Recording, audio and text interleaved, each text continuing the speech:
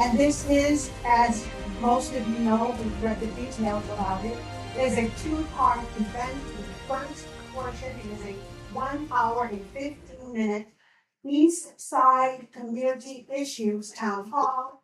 And the second segment of this is going to be a Buffalo Mayor Forum. It is also 1 hour and 15 minutes in length. And the beautiful thing about that format, ladies and gentlemen, is that the issues that are raised in the town hall are going to be presented to the candidates for mayor for their direct, respective response.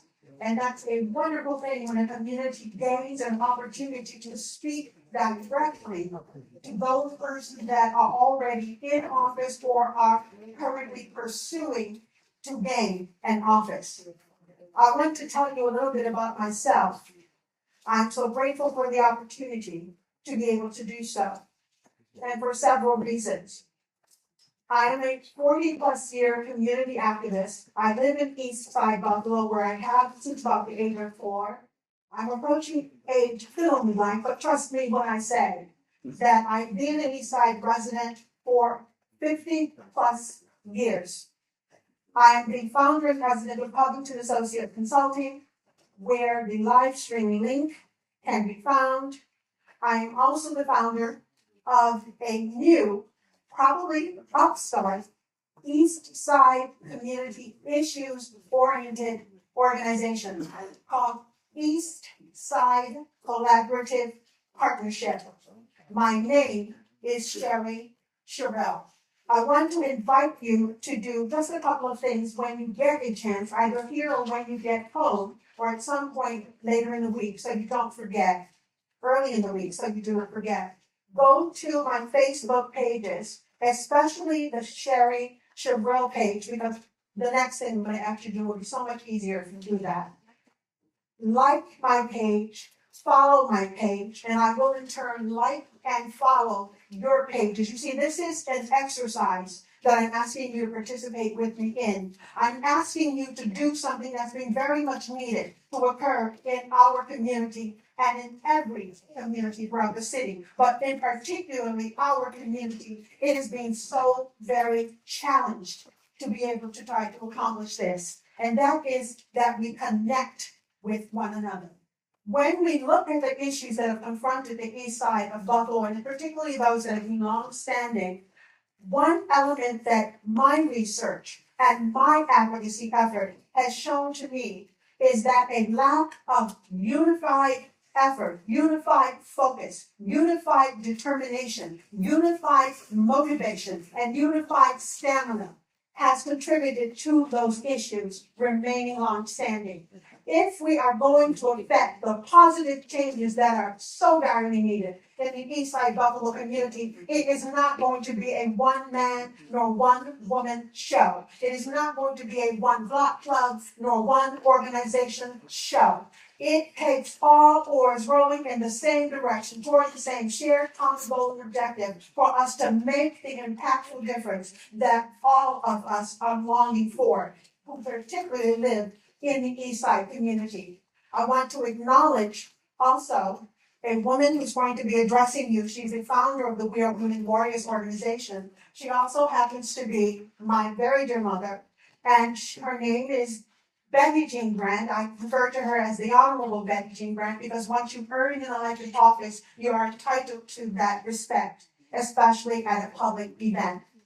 And I've said enough about myself. I want to hear the issues that each of you brought to this meeting, and I hope to hear you raise them again to the remembrance of the candidates who have arrived here today.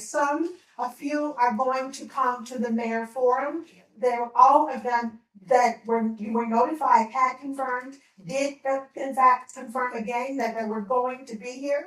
So the format for this section of this event, the town hall, is every person raising an issue is going to have 1 minute maximum, and that has got to be strictly enforced so that as many issues as possible. How many know that we got a lot of quality of life challenges on the east side of the city of Buffalo? So we need quite literally every single second that is available to us in that 1 hour and 15 minutes. We need to keep things moving. We need to keep things flowing. We need to keep things respectful, and we need to be mindful that only through a dialogue and engaged conversation, and that means two-way. It's not one person shouting at another. It's not one person shutting down and not listening to another. That is not conversation. This is a community conversation opportunity for all of us. I thank you so much for your time, and I want to acknowledge just two things really, really quick before I step down and ask Betty Jean to take the podium. One of my personal heroes is the Reverend Dr. Martin Luther King Jr. He said so much wisdom because he was a very wise man. He was a great leader, one of many great leaders that led the American Civil Rights Movement. One thing he said that in particular, I try to listen to everything he said that I try to remember as much as I possibly can. One thing he said that taught me, and his phone is from Birmingham, Alabama. He said something that to the effect of addressing criticisms that we live in as freedom fighters and encounter that they were going to encounter before they arrived to Birmingham. And that criticism that the city came from the word that might surprise a little of us, but what was trying to be, because I share of criticism. Dr. King says something like this. He said, we cannot afford who are fighting for the better America that we will not as possible. We can't afford to look at anyone in America as a quote-unquote outside agitator. I want you to know he was talking about how someone had referred about his character and about his advocacy and about his motivation. Those words have been very, very useful to me, and I will close with this. He said that we are tied together in a network of mutuality. We're tied together also in we're tied together in a single garment of destiny. And I want you to keep that in mind as we promote these issues, advocate for these issues, and hopefully leave from this place getting to work on these issues. And I want to say to each and every one of you who does that, I want to be your partner. And with that, my mother. Did everybody? Yes. If we're President House, we have to really acknowledge the fact that this is a place where we have a spiritual and a Christian and a cultural identity. Is there a pastor in the house? Just do a short prayer of benediction.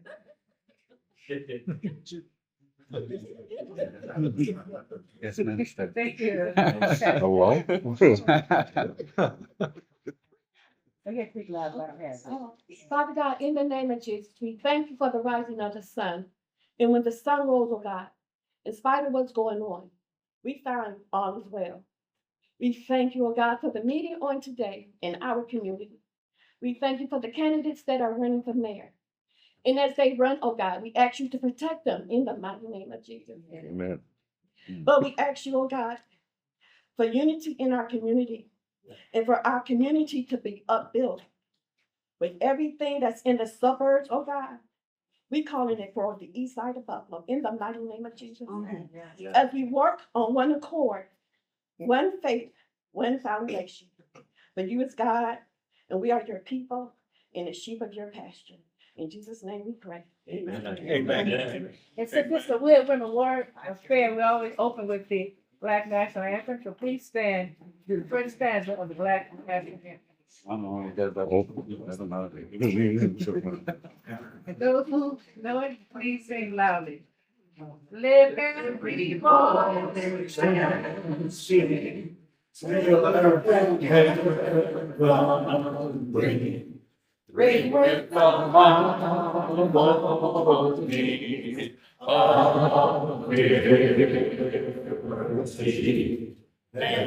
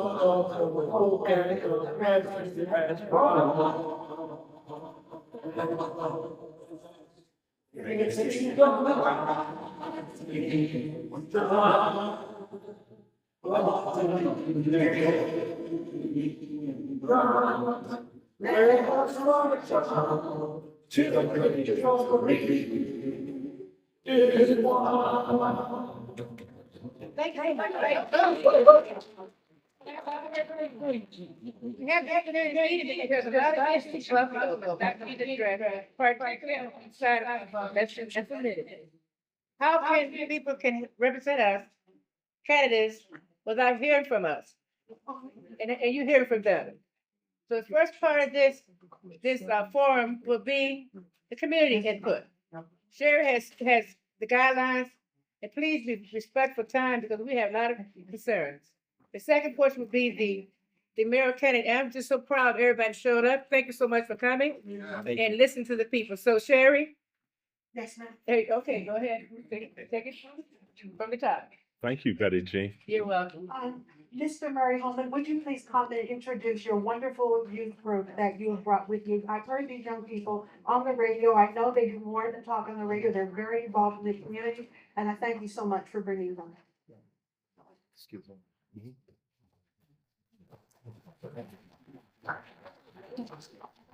How's everybody doing? Great turnout, great turnout.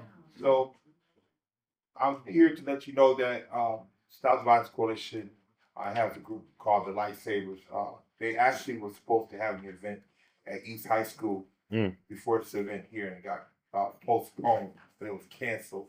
And the youth was like, they really didn't want to come to this because they have a voice in our community, and it seemed like it was shunted out. But they're here today. All the youth that's in the program, please stand up.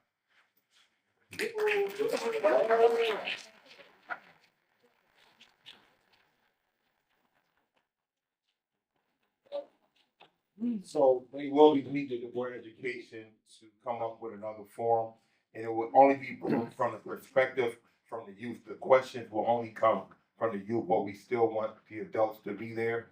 And so it's crucial that we've got women warriors did this event today, but we're gonna be respectful and honor that. And we do have 3 people on the panel from the youth perspective. They're over there. Mari, Avila, and Maurice. Maurice is the president of East High School. He just got elected as president. They have a president that has to be moved out, sort of like what we got going on with our mayoral race. He is that guy. So Maurice has been doing a great job. So we're looking forward to a successful event today. Yes. And a respectful event today. Can we get an amen for that? And the young people that will be handling the microphone, if you have an issue you want to raise, we're asking you just, throw your hand up and we'll indicate to the youth where to go and next and where to keep things moving. Remember, 1 minute maximum. So let's get started. Can you introduce yourself, please? I'm Sarah Willis, and that bar point over there, that's Mohammed. We'll be helping you get your questions across, so if you have a question, raise your hand. You? Yes. And my name is spelled, I was asked to spell my name so that if you go to my Facebook page, you'll find it easily. Sherry is spelled like the wine, S-H-E-R-R-Y. Sherelle is spelled very, very similarly, S-H-E-R-R-I-L-L. Alrighty, and so we know there's a lot of issues in the city of Buffalo in general. We know there's a lot of issues. Some of them are also pronounced in a pronounced way in the east side of the community. So let's get started. Who has an issue that they want to bring up as we proceed? This lady here. I got a teacher voice, I can probably. I would like to know from the candidates that they will affirm in writing that they will support the fill-in of the 33 as opposed to the tunnel. Committed, no backing down, but they will support our efforts as residents in this area if they will get the fill-in done for half the price as opposed to the tunnel, which will be dangerous to folks who live there.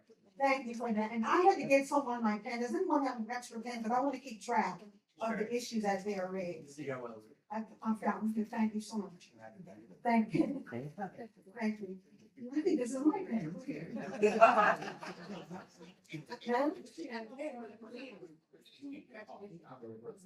I want to keep track as well. Thank you. And the next person, the next issue. This lady right there. I want to pose a question for Mr. And he's like, everyone. Thank you. But we can't hear you on the stream. Stream. Thank you so much. Can you hold the microphone too? I'm gonna hold the microphone. I'd like to pose a question, Mr. Payne. How do you plan to improve public safety in our community, and what specific initiative you will implement to strengthen the relationship between law enforcement and residents? Well, first, we said we're gonna have a respectful meeting today, but we also gonna have a truthful one. You know, we're talking about improving the relationship with police officials throughout the city of Buffalo. First, ladies and gentlemen, Buffalo is a very racist city. It has always been, and it continues to be. Furthermore, we deal with a great deal of poverty. So when you're dealing with police officers, we're dealing with police officers from various communities throughout the city of Buffalo. There's a very serious lack of training in relationship to diversity. There's always mechanisms in place in terms of reducing the number of people of color on the police force. There is always a continuous effort in terms of minimizing and reducing the significance of people of color. The police force serves in a position as militia, not necessarily representing what's on behalf of the people, but designed primarily to suppress and keep us under some degree of oppression in order to maintain status quo. Buffalo is that city where we find ourselves dealing with an enormous degree of poverty and a continuation in terms of denying people of color the opportunity to be able to progress and the opportunity to be able to share within the wealth of the city of Buffalo. You can't change those particular dynamics until you deal with the level of poverty, until you deal with the level of segregation, until you deal with that mentality that continues to allow us to be in that kind of situation and condition.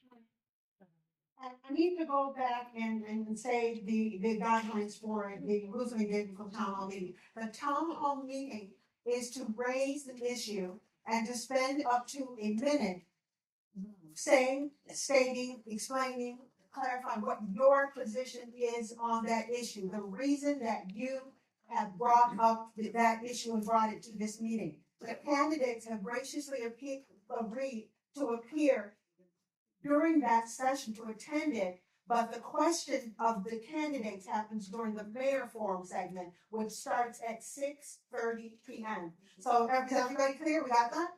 Yeah. Okay, so let's get back to, so we've got two issues. The next issue, anybody has? And for this, and the purpose of the town hall also is that if an issue is raised, if someone in the audience has an opinion about it, whether you support it, whether you oppose it, we're here for that kind of debate too, but we're only gonna spend a minute. And my phone timer is not working. Does anyone have a timer? You have one? Yeah. Okay. Hey, is that probably not the right person? Is anybody else have a timer?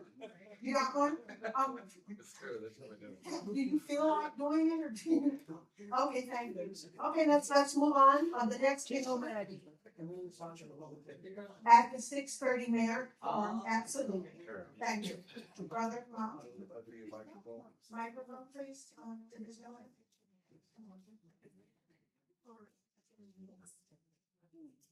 This is in response to the response that was Payne did. The police force is not just from the city of Buffalo, it's also the suburban area. And we don't have the ability for Buffalo residents to become officers in the suburban areas, but the suburban areas have the encouragement to become officers in the city. I was wondering if there's any sort of reciprocity going to be moved so that citizens of Buffalo can become officers in the suburbs as well as suburban officers, people becoming officers in the city. So I want to be clear, so your issue is you feel there's a need for a reciprocal circumstance in terms of officers, people who become officers from the city of Buffalo, but live in another part of the region. Suburbanites can become officers in the city, but people in the city do not become officers in the suburbs. Okay, gotcha. Anyone else, next issue?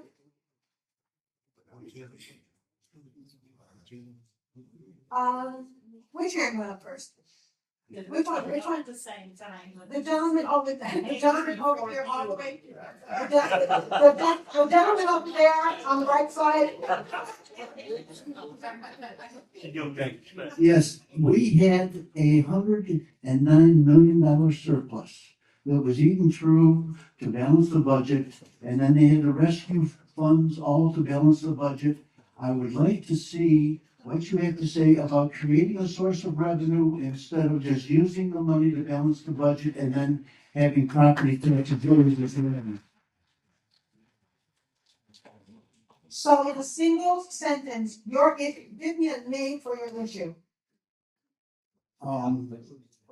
Well, creating a source of revenue. Balancing the budget. Balancing the budget, okay. Next individual, next issue. This lady here in the middle, please. The lady in the middle is a product of the east side of. The lady in the middle is a product of the east side of Buffalo. And I had the opportunity to enjoy the parkway when it was in its existence. And I also had an opportunity to enjoy Freddy's Donuts. And I also had an opportunity to have some very fresh milk on the corner of East Ferry and Michigan, where the historical Freedom Wall sits, right? So what my problem is in this community, during a fiasco during the 22 years of May, my life turned upside down. Okay. Okay, ma'am. And then now my question is, That's not a question. What is your issue? my issue is, who is going to repair the neglect of the east side of Buffalo? Thank you. Hey, last, okay, I'm trying to see you. You and this too, okay? No. It's just Thank you. Yeah, my concern is the diminished response times of AMR in the side, especially for non-life-threatening emergencies. And from my understanding, it's like about 85% of their calls are for non-emergent.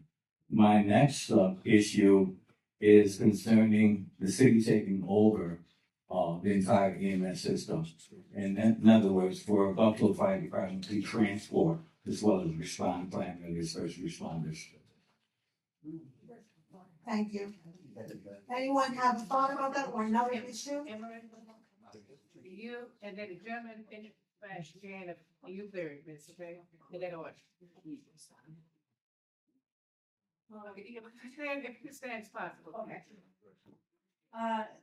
The feds just cut 2 urban forestry grants that were targeted for adding more trees and improving green space throughout the city, but specifically on the east side of Buffalo.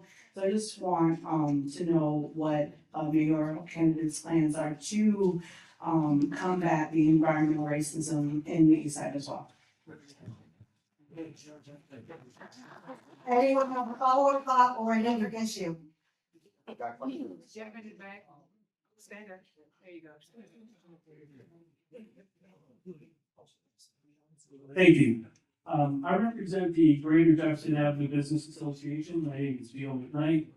And my thing is that things that are going to happen on the inside, we need to be a part of that. We're helping, we are here building the economy. So without our economy running on the east side, everything's just going to continue to go down. So we want to make sure that all the candidates are clear who we are, what we do, and we need your support because, we have our retailers and stores and so on that are leaving, on a daily basis. So we need the support so that we can bring businesses back and bring the economy back so that money can continue to go around. So we're looking for your support to make sure that happens.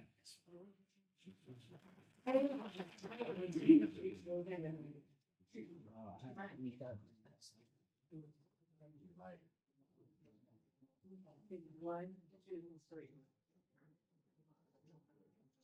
Our youth are in crisis right now. A lot of them don't have outlets. I know that we just got done applying a beautiful program that is the city side of Buffalo. The fact is we need more. A lot of programs that previously existed post 20 or pre 2020 have lost their funding. They no longer exist. We have kids who are sitting idle at train stations. They have nothing to do, and they don't have anyone pushing them in the right direction. So what is the initiative for the youth? They're going to end up being the leaders for this city, and we need to be propelling them in the right direction now. Anyone with the power of God, or whatever is here? I'm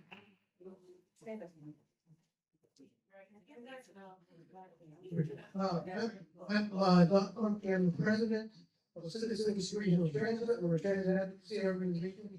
I guess I'd like to know, from candidates, what they would do to support and improve public transportation. And particularly, will they support finally extending Buffalo's light rail through the east side, to the airport, to our new stadium, to Townhalll and everywhere, and improving our bus service, and improving the number of shelters there are at all the bus stations and bus stops around the city. And what will you do to make these things happen? Thank you. Anyone with the power of God, or another issue? Okay, there are two more. Hey, how you doing, Nate Boyd from Community Activist? I want to follow up on the gentleman's statement about the $109 million we had to service.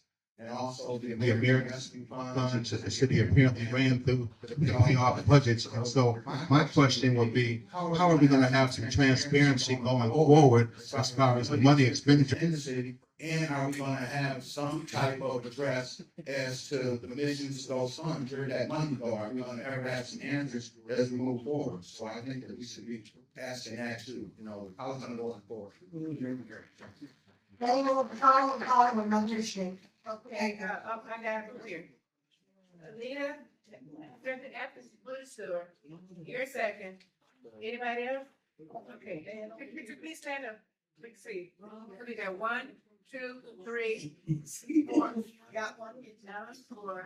Got me just fine. Whatever you number, okay? Okay. Let's do it first, and you're second. My issue with number one, people are looking. My issue is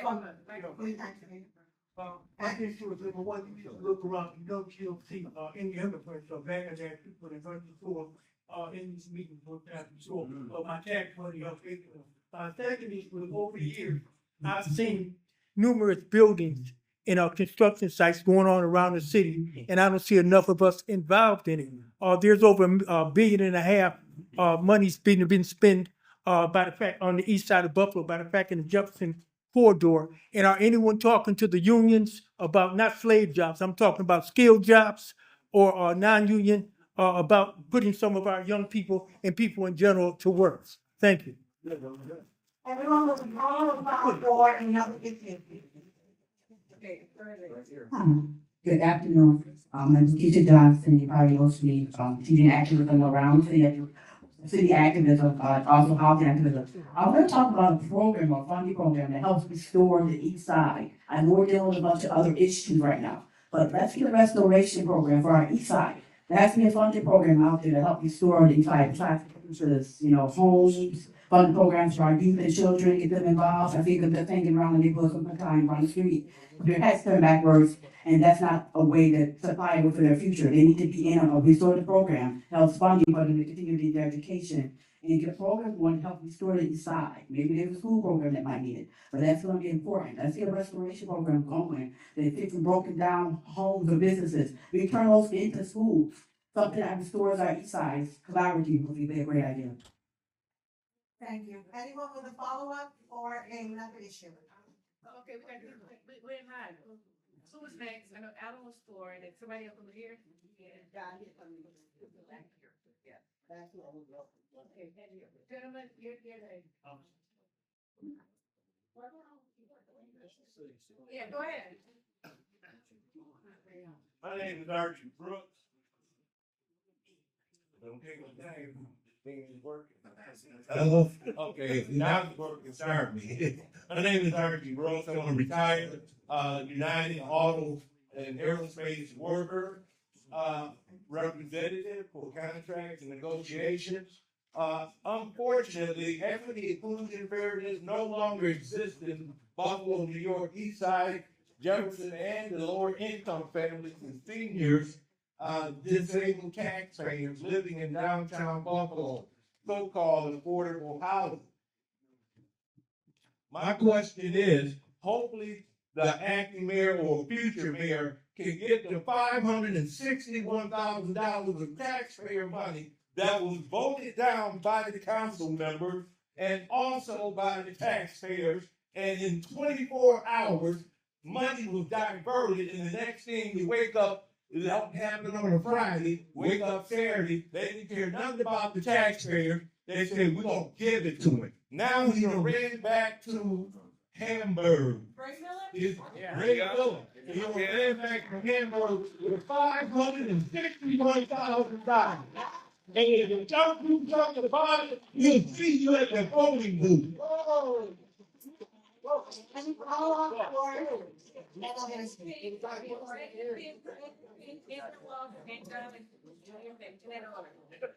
Good evening, everyone. My name is Colette Stevens, and I want to follow up with what the gentleman stated about the AMR response time. I work in a senior residence, and I also found that if you don't state that it's a gunshot going on, they either show up half an hour later or they don't show up. And it's not only for the ambulatory services, it's also, unfortunately, for the police officers. Thank you. Anyone with a follow-up or another issue? Hi, my name is Dana Cyrus, so I want to follow up that EMS is a problem in our community. My brother was murdered at the park around the corner, and he laid in the street for 30 minutes while EMS was there. Secondly, Jefferson Avenue has been promised in the last 4 budget cycles to be redeveloped, right? We keep getting pushed off to the next cycle and to the next cycle. We're due this year, and it's been pushed 3 years. I haven't been around, but I'm definitely looking forward to you guys making promise on that due. That's 3 budgets ago, so we can't say that the money's out there. It should have been paid for already. Thirdly, our youth are failing and dying at a high rate. That needs to be you guys' number one pick. They were definitely our future, right? Construction changes all of this. If we just get the money that's already been promised to us, a lot of this change. That's all I have to say. Anyone follow up on my issue? We got Alan Bozer. And then, India Walton. Thank you. My name is Alan Bozer. I'm a lifelong resident. I'm affiliated with the East Side Parkways Coalition, and a recent matter that ended up in the courts revealed that on the east side, on the communities along the expressway, there's a horrific health problem that is not much talked about. But federal statistics, EPA statistics, and others show that the rates of cardiovascular disease along that expressway, Hamlin Park, Maston, Delvin Grider, cardiovascular disease, respiratory disease, asthma is in the top 99th percentile in America. Nobody talks about this. Low life expectancy the least life expectancy, lowest 1% in America is along that corridor. My question is a health question, and that is with city residents suffering these health issues, what can be done about it? Do you care? And what would you do about it? Okay?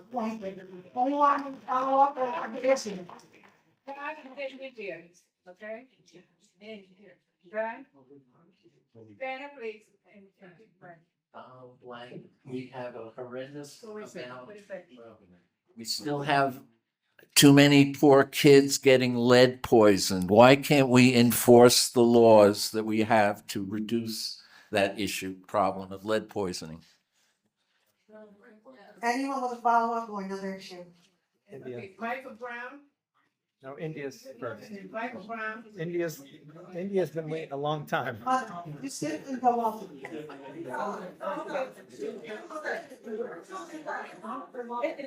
sorry, I'm ordered, out of order. Okay, go ahead, India and Michael.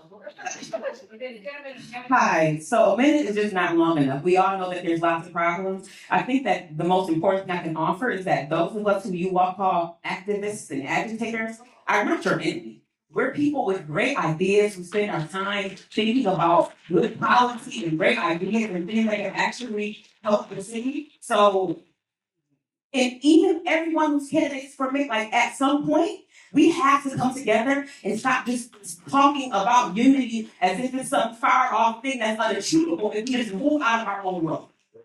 So that's just it. Call us in, because we had lots of plans 4 years ago, right? We said taxes don't have to be raised 4 years ago. People act like we're speaking Spanish. It's too many candidates up here for us to not be sitting down and working together. And we got think tanks and PPGs and people that's been telling us to get rid of 45A and in the pilot projects and make the rich people pay their share fare, but instead the taxes go up and it goes up on the poor people and we lose our house and we still don't have good quality eviction. But 60% of people who live in Buffalo are renters and our home ownership rates are abysmal and we have one of the widest wealth and racial inequities in the country. And we're not going to keep threatening to vote our out because most of the Democratic voters know that the de facto election is a Democratic primary, and the majority of Democratic voters live east of Main Street. So come correct, come with a plan. Don't keep saying maybe or might. We want to know what actually is tangible, measurable, outcome-driven, data-driven, because it's there. The work has been done with these sites with the political will and the balls, and this takes most of the time. Thank you. Anyone want to follow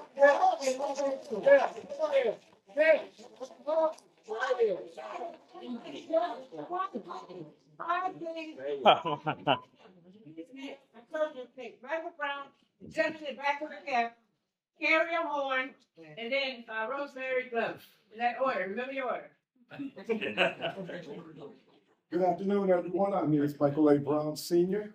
I'm a retired firefighter from here in the city, and also an International Association of Black Professional Firefighters representative. Much of what has been said here could be all bottled up into one term only. Not only is it unity, but it's an understanding of what truth matters.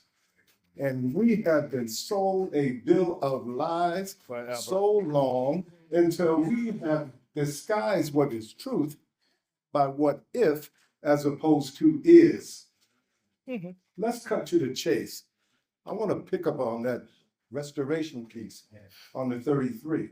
Right. I don't need a Humboldt restored. What I need are the lives restored. Keep your eye on the donut, not the hole. Thank you.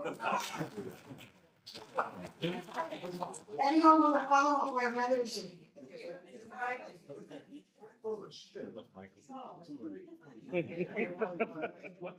Excuse me. My name is Maurice Abram.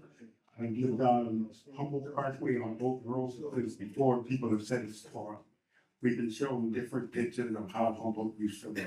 I loved Humboldt. I played football in the middle. But my issue is, Buffalo is a big city. Buffalo's east side community is thin from lack of water to anchors. We can't really fool ourselves into thinking something about a church will solve our problem. And if you fill it in, where do you get the dirt? The majority of dirt around Buffalo is toxic. And we need to consider everything before we start anything. Thank you. Anyone with a follow-up or another issue? You had your hand up?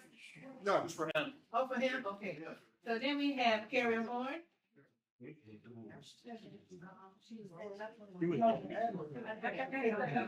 Anyone with a follow-up or another issue? Go ahead. Go ahead. Yes, the question I have not only affects the citizens of East Side of Buffalo, but the entire city of Buffalo. Just like to ask the panelists, do you plan to enact a firewall? Because as we know, the cuts by the Trump administration have been devastating, and there will be a rippling effect. And just want to know if you plan on acting a firewall of laws and policies to protect the citizens of Buffalo from the abuse of our civil rights by the Trump administration. Anyone with a follow-up or another issue?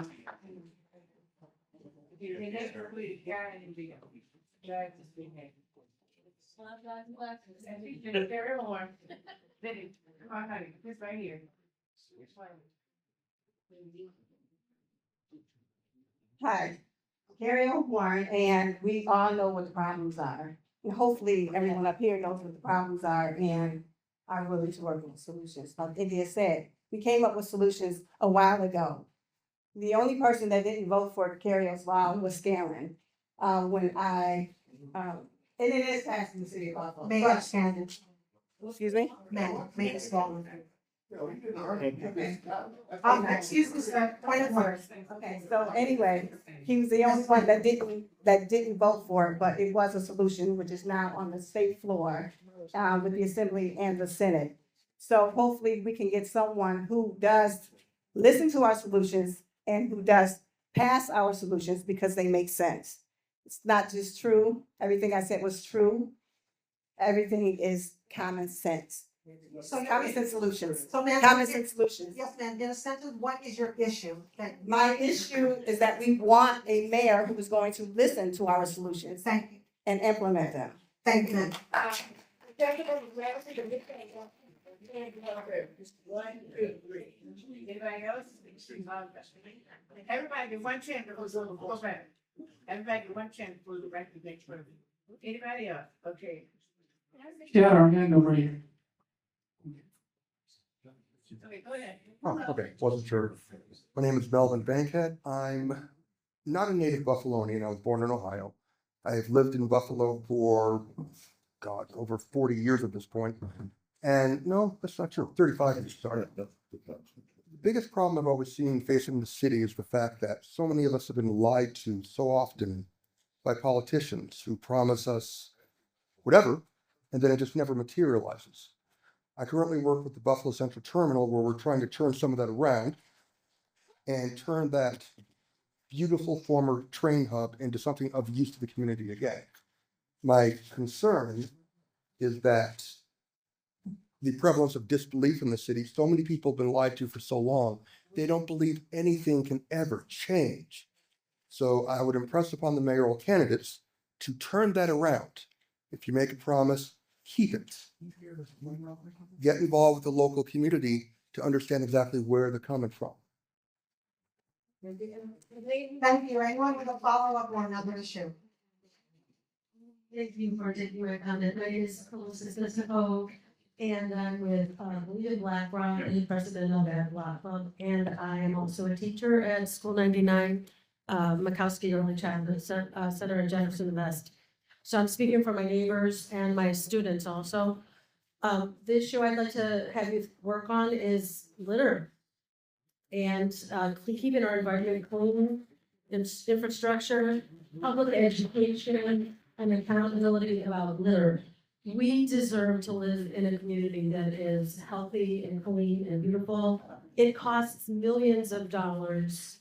I took a tour at the water treatment center over on Unity Island. It costs millions of dollars for them to clean out the litter and to in the pipes that run under the city to they get clogged up, they have to dig in and clean them up, so we need comprehensive education about it and accountability so that we can live in a city that is helpful for ourselves. Thank you.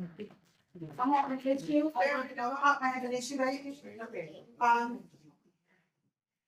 the rodent problem. We have residents that live in the city of Buffalo that are living in homes that are rodent infested. That is not fair, that is not healthy, that is not helpful, and that is in fact a stressor on person's mental and physical health.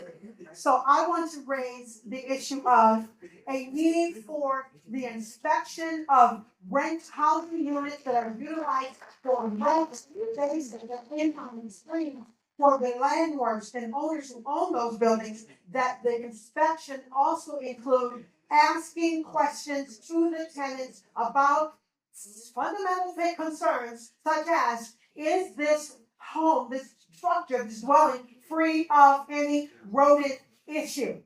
As a person who lived in an apartment on the east side, of course, like I told you, I lived there forever. I know I have about 30 seconds left. I used to live on Moselle Street.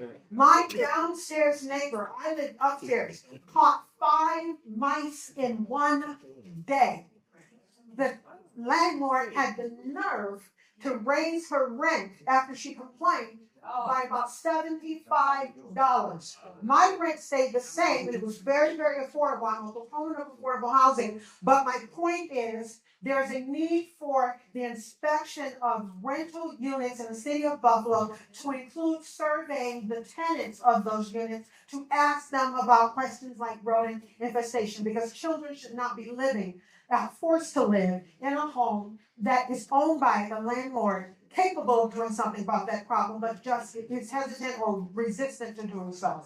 Anyone with a follow-up or another issue? Okay, in this order, Hello? Sharon Doyle. Hello? Yes, I'm gonna do the order. Sharon Doyle, Joan Simmons, and the lady in the gray coat.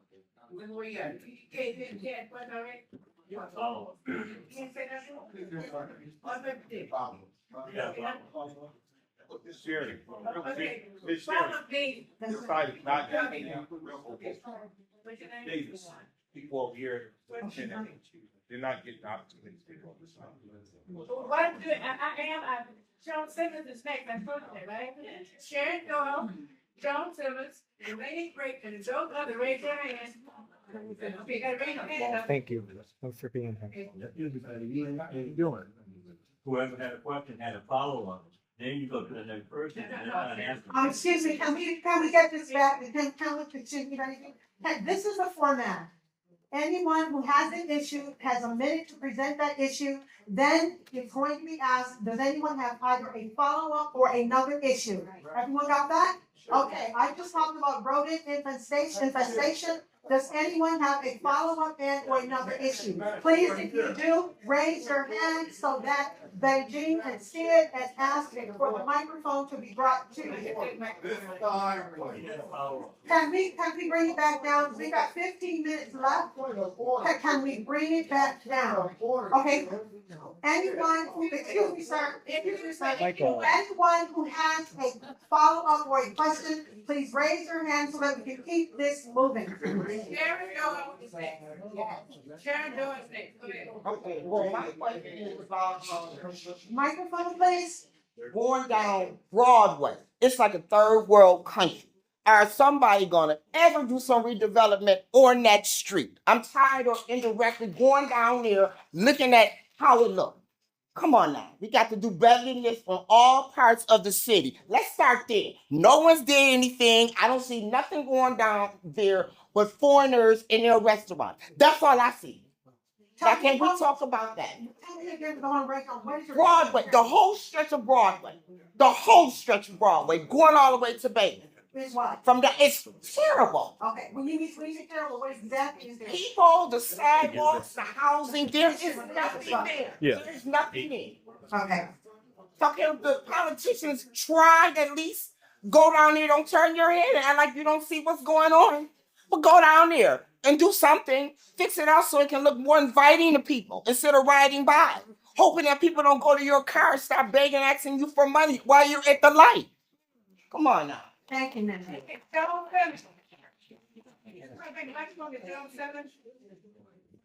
The next lady in the gray coat. Just stand up. We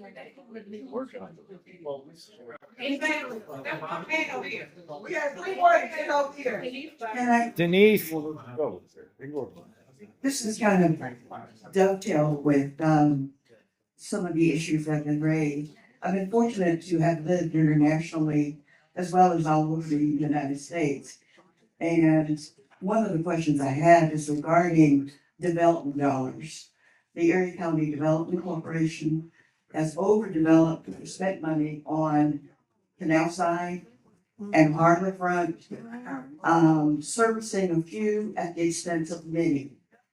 I believe that neglect breeds neglect. So I'm talking basic infrastructure, sidewalks.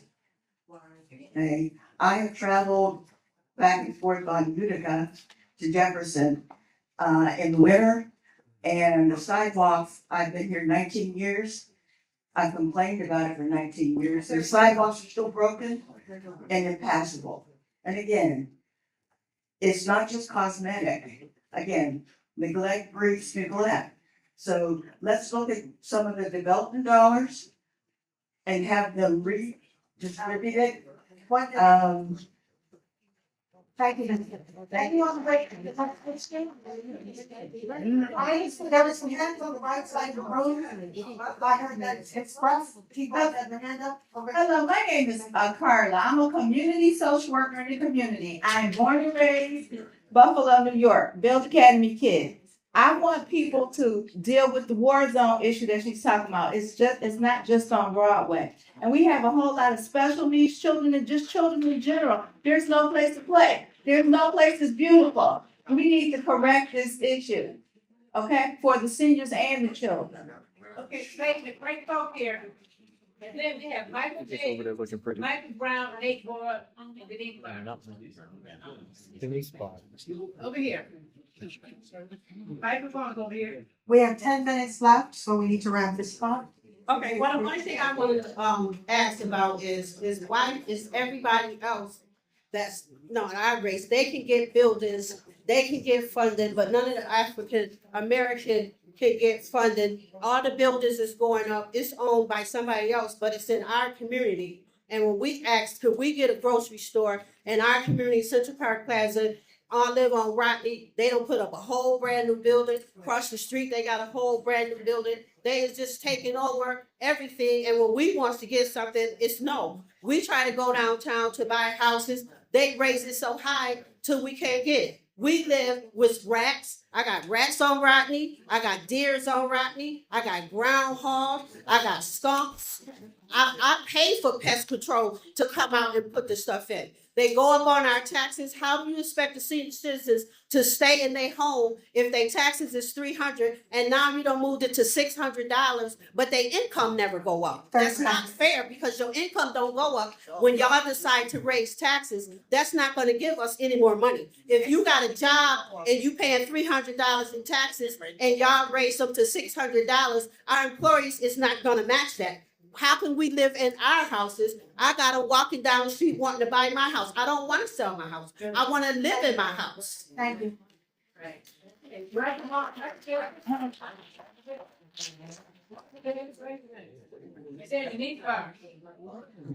My issue is, Mike Davis is my name. I'm a product of this east side, Cold Spring.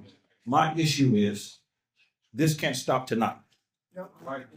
Stepping from the forum with the mayor and everything on the government. This audience here, we need to demand. We need to do it. We need to clean up our community. We need to come together, starting your block. My concern is, we want other folks to do, but I need to do. You need to do. If you live in Buffalo, we got to work together. Enforce the issue. When we start cleaning up our community, get these people who are dropping furniture and that create rats and things on our blocks. When we put a stop to it, then we can go to City Hall and demand, because we are showing them what can be done. We got to force the issue. So my concern is, after tonight is over, we got to force the issue. You got to make people do. You got to make people do. Thank you. The lead fire, and then follow up is going to be Michael Brown and Nate Bush. Over there. Yeah. My name is Sandera Bates. I'm a 40-year resident of Ferry Street. I represent tonight 14208 Voices, and we are concerned with affordable housing in our area, and we are also concerned with the paving of Jefferson Avenue. We've been promised, and I go down Jefferson every single day. There are potholes that I'm avoiding, and it is ridiculous. After living over there 40 years, and I cannot remember Jefferson ever being paved. That is my issue. Next issue. Michael Brown and Nate Bush. How do you spoke already of treasury? The follow up Denise? Okay, Denise. Okay, so hold on, because Denise is next to you. Next issue. All right. My name is Denise Starr, and I live in the Fruit Belt neighborhood. Mayor Scanlon can verify that I spent a lot of time in common council. And I have spent a lot of time in common council talking about our situation with emergency preparedness. And I understand, like there's a lot of logistics. I get that there has been work done, but the fact that we still have 9 emergency hubs for this entire city, when our homeless population is continuing to grow, we see climate change roaring across this country, roaring. And I don't know what we're waiting for when we've already had significant amount of people that died from a blizzard just 2 years ago. We need to stop, acting like this is not a real thing. And we need to get these things in place because it's not just a number. These are people's lives that we're playing with. And we need to make sure that we get these emergency hubs in every single neighborhood. Thank you. Wall Street, Michael Bush, and. Do we have our next one? Please keep it to 1 minute. Thank you. As I raise my hand for a point of order, I want to know, is there some way to combine these concerns into issues so that each of the issues can be responded to as a part of an issue and not a specific question? If you've got an environmental concern, leave it in an environmental box. If you've got a health concern, if it can escape that environmental box, then find another for it. But all of these concerns are such that they have not been distinguishable from a political rap or some kind of a claim that I did or would do or could do. No, we won't have enough time here in this building or any place else to have all of these candidates respond to that. So, Madam Chair, is there such a way to distinguish or basket some of these issues so that we can have them responded to in kind? Thank you. Thank you. Your point will be taken. I hope so. My point wasn't taken before. Thank you, sir. Real quick. So, I want to follow up when you're talking about the rats and the rat situation here in Buffalo, and the fact that you got all these landlords here from out of town, from out of state, they charging all this high rent, and then they got rats running around everywhere, even in some of these big time apartment buildings like the lofts and different places like that. So we're wondering, how is the city going to address that and make sure these landlords are doing what they're supposed to do? Because you're supposed to go and do the inspections, but they aren't really doing the inspections correctly. So the landlords are really getting away with murder and charging all this money. That's one. And number two, the lady brought up the potholes. You already know about these potholes going through the city. So we probably want to know, and very important, what is the plan for these potholes? What is the plan for Jefferson Street? What is the plan? You know what I mean? We need to know that. We need to know it for a fact. Everything that we're talking about, we need to have answers for it before we can vote for anyone. So he was right about a box or something. We need some answers to all these very serious questions. Okay? That question? That's it, Your Honor.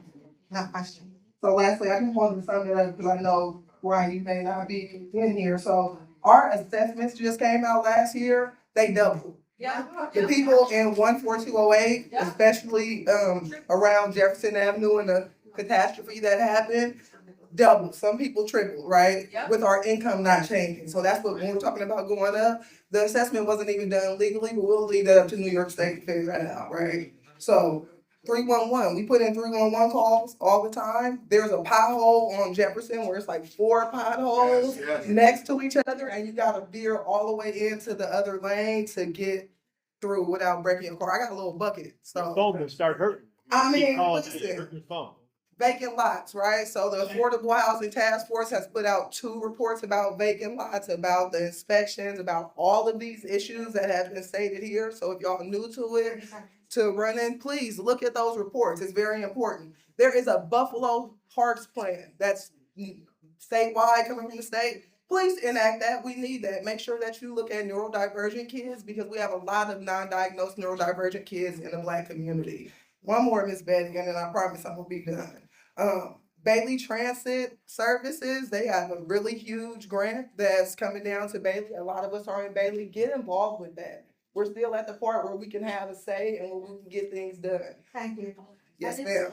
And thank you. Everyone who raised an issue, please raise it for direct and reply from these Buffalo mayor candidates. Having a complaint and for about an issue is one thing, but getting an answer from a candidate so that you can hold that candidate responsible and accountable to do what it is they promised to do as a campaign for becoming the next duly elected mayor of the city of Buffalo. I've already indicated we don't have time for any additional questions. Please take the microphone. Thank you. I just wanted to close out in the last minute and say this. The pothole issue was touched on, and I'm right about that. But one thing that was not touched upon completely is Jefferson Avenue is probably the last remaining business district corridor that Black East Buffalo has to its name. So on that end, I would like to ask for the next elected mayor of the city of Buffalo to please consider looking at what other cities are doing to improve services in their municipalities, including the city of Rochester. Rochester has neighborhood service centers in each of the 4 quadrants that city is comprised of. And because we need, on the east side of the city, we need a focused, deliberate, unapologetic, standing on business to get the progress and development and redevelopment happening with no diverting our attention, with no other motivation except to uplift the quality of life, improve the quality of life that is available to us on the east side. In case you don't know, this that you have heard here today, it sounds like revolutionary kind of language. There's a lot happening in this region. There's a lot happening on the east side of Buffalo. What we need to happen on the east side of Buffalo is improvement, is progress, and is development, and is redevelopment. And we need the next mayor of the city of Buffalo to be absolutely a facilitator to those things happen. I want to thank you for your time. It is 6:15. We don't, excuse me. Oh, I'm sorry. We got 4 people. Excuse me. We got 4 people already talking. We have a chance to speak. 1, 2, 3. Well, somebody else had to raise their hand.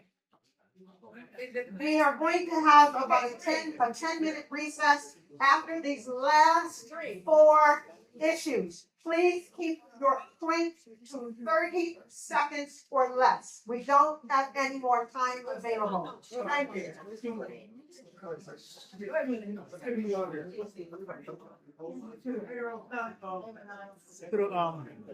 To the mayoral people that's voted for mayor. Yeah, well, just shut up. Leave. Anyway, I want to ask the mayoral candidates one question.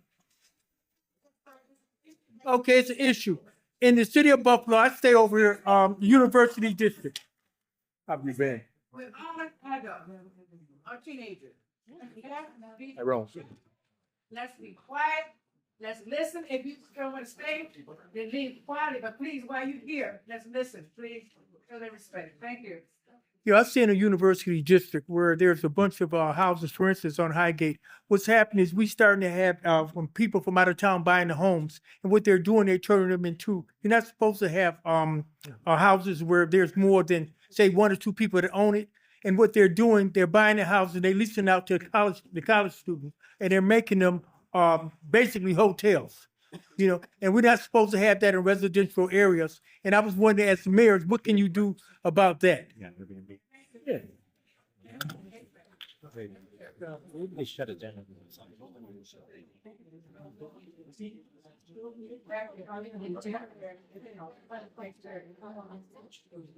My question is, when you look at community, such as Pembroke and other areas, they have residency requirements. To work in that city, you have to live there. Buffalo hires people from all of the various suburbs.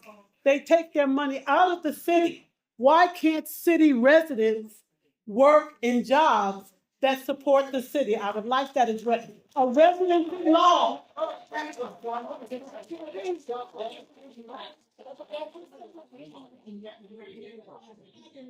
The issue is there needs to be a city residency law with city jobs.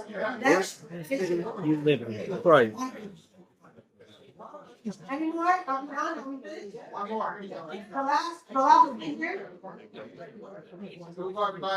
Peace and blessings, everyone. Peace and blessings, family. Peace and blessings to all of the candidates, Mr. Mayor. My name is Rafael Suarez. I'm a lieutenant on the Buffalo Fire Department, lifelong Buffalonian. I grew up just a couple streets away on Ian Street, right here in this district. My issues are, I'd like to hear what the candidates, how they would address gun violence in our community. I'm also a member of MVP Buffalo, Most Valuable Parents. We're Parents Against Gun Violence. Neil Dobbins started us in the beginning.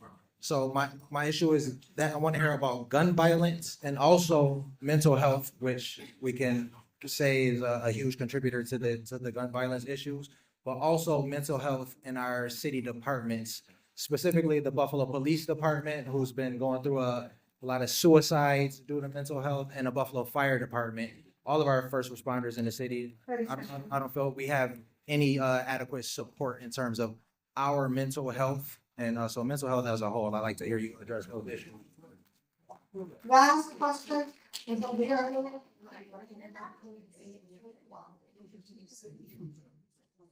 Hi, I also work with Push and Queen City workers. If they're scaling to get involved in great help with proper extermination for termites and bugs and rodents in apartments, that'd be great. I live in an apartment downstairs, the downtown, a big one, 201 and if we can get the proper inspections going, because they're supposed to properly inspect, not just do a half job, you know what I'm saying? We're gonna be able to get the proper inspections done. If someone get involved with that, help out, get the proper inspections done, you won't have any more rodents or termites, a property management or your commission of housing board. I know I ran that office twice. 30 seconds. Okay, but try something that's properly done. Thank you. Everyone, thank you for your time. Please raise your issues directly to the candidate, directed either all or one or however many numbers you wish to address at the mayor forum. I understand that Vicky Ross, formerly of the West End Center, I didn't get up to, I didn't see your hand up. Okay. Sorry, something. Thank you.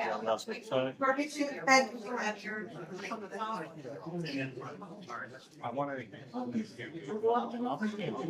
Lastly, Excuse me, just 1 second. Very briefly. Lastly, we heard about a lot of unmet needs that are mental health, the roads, the rodents, all the needs that we have. But I've never heard somebody say we can't afford more money for policing. on your street. So I'm gonna say the opportunity cost of the huge amount of money that goes into policing, the carceral system, the sheriff's department and everything else. The opportunity cost of that money is all these unmet needs that we're hearing about. I'd like to hear about the relative priorities between positive thing for the community and amazing. Thank you so much. Thank you, everyone. This is a brief recess. It is now 6:22. We only have 8 minutes to recess. There's refreshments. There's some chips, there's some water. We're getting up there. They're up to you. Enter room, whatever you want to call it. And thank you for your time.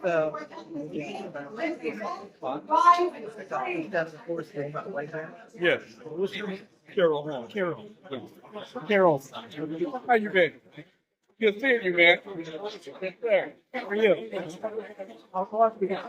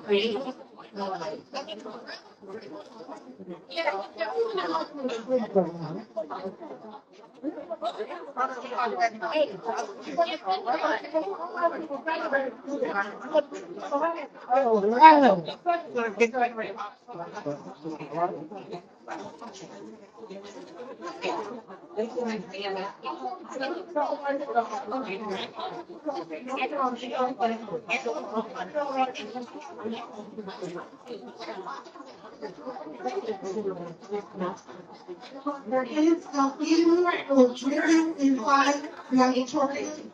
There is no eating or drinking inside the auditorium.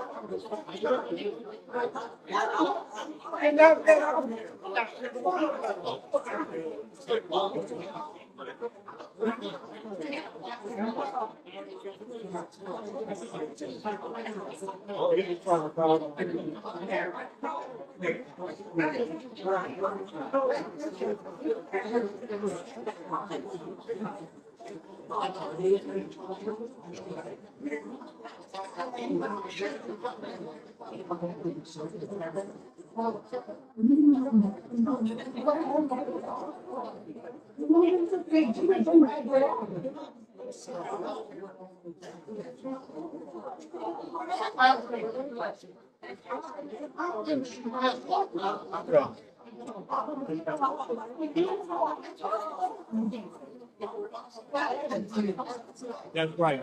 Good. Very good.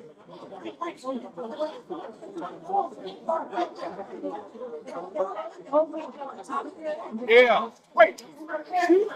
Man, back. Came down.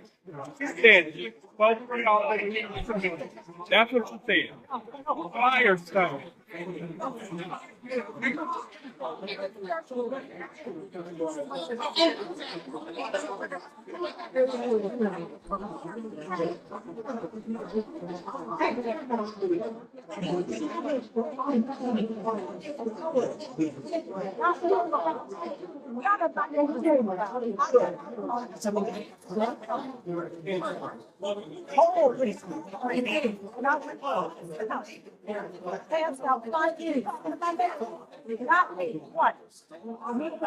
Lie. Lie. Lie. Set your mouth.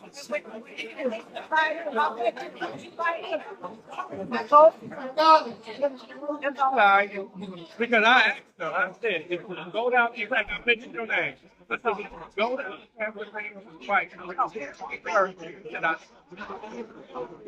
And I looked at her and I said, lying. Lying. Yeah. No, I knew she was lying. He was there when I was there.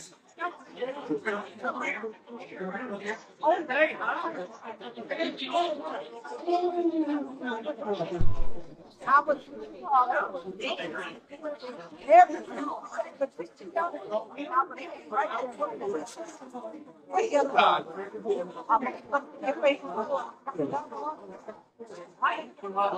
She's a liar. She's a liar. Because when she responded, anything didn't sound right.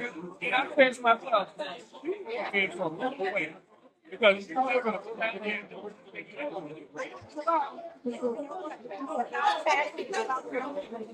I get out. You know what? He was there. When I posed the question to her, he was there at the same time. Right. Yeah. Yeah. And she just sat there and I knew.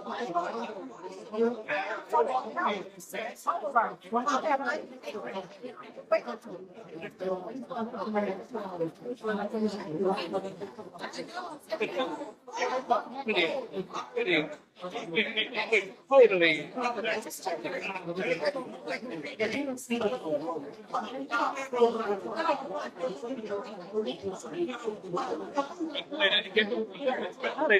That's right.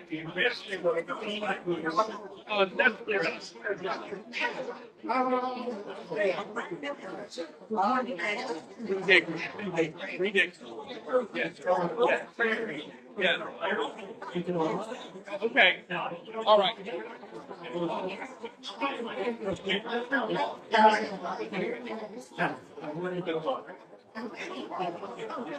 Oh, you did. Experience. Thank you.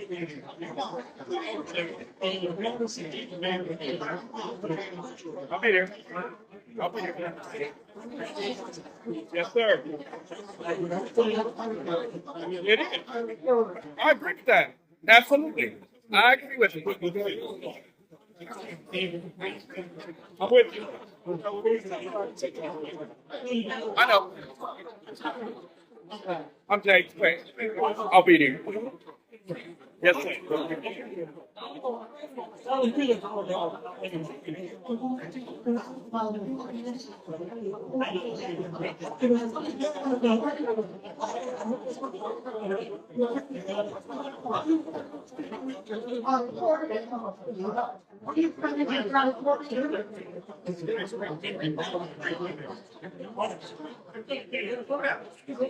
Everything. Everyone, please, we have words, we're going to get started, they have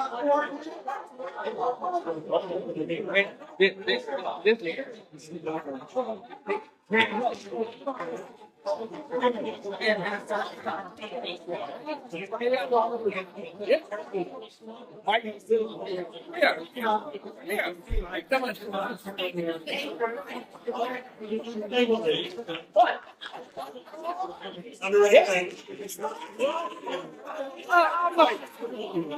going on here? I might have to out of here.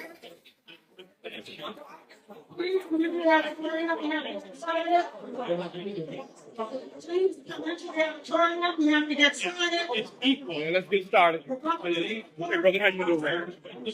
Fine, how you doing, man? Yes, sir.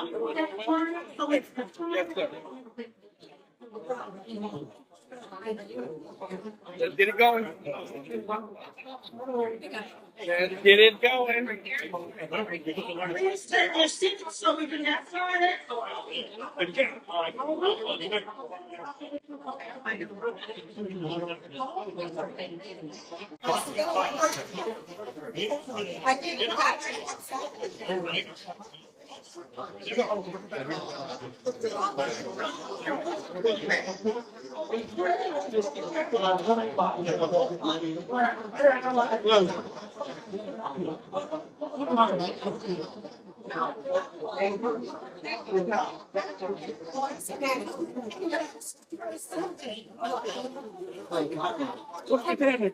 Man, fine. What's been going on with yourself? Thank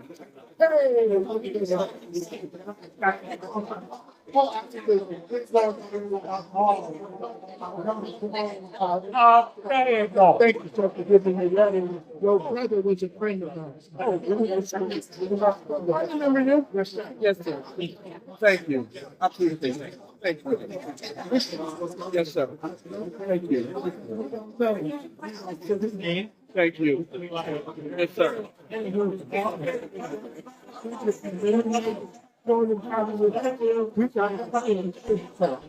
Look, and if y'all eliminate it, I'll do the same thing. Yes, sir.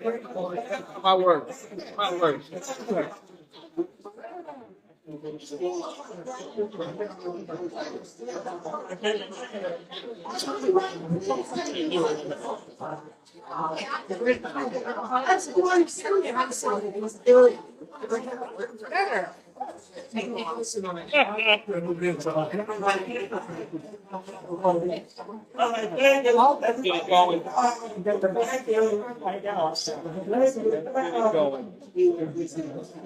been saying that for the last 4 years again. Saying it for the last 4 years. It's next to him.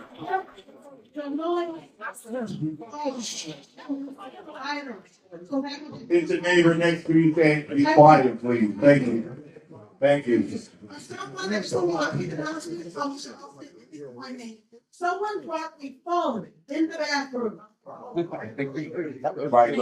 Bring it back, my phone. I'm gonna leave it right here. And you'll have to get it from me, and I'm gonna look up the phone number. Got it.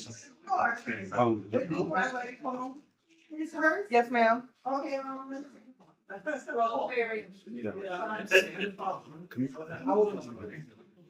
Excuse me, phone or my phone? No.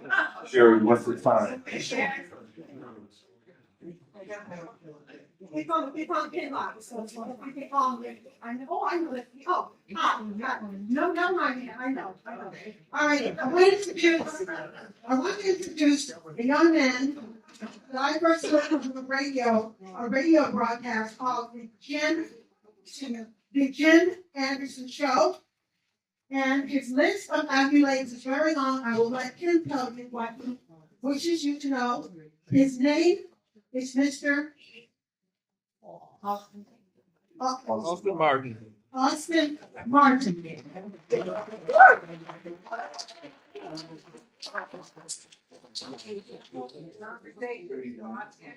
Well, I say it's a little quiet, so I gotta make sure I'm enunciating. My mom telling me right now. Good evening.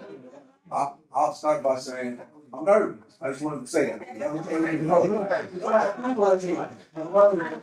nervous because I understand the honor this privilege is. I'm here representing the constituents of Buffalo to facilitate a conversation so we can decide. We all came here tonight to decide. It's not about necessarily someone that I like, someone that I'm cool with. We're here today to decide who is the best candidate for a better Buffalo for a better tomorrow. Right.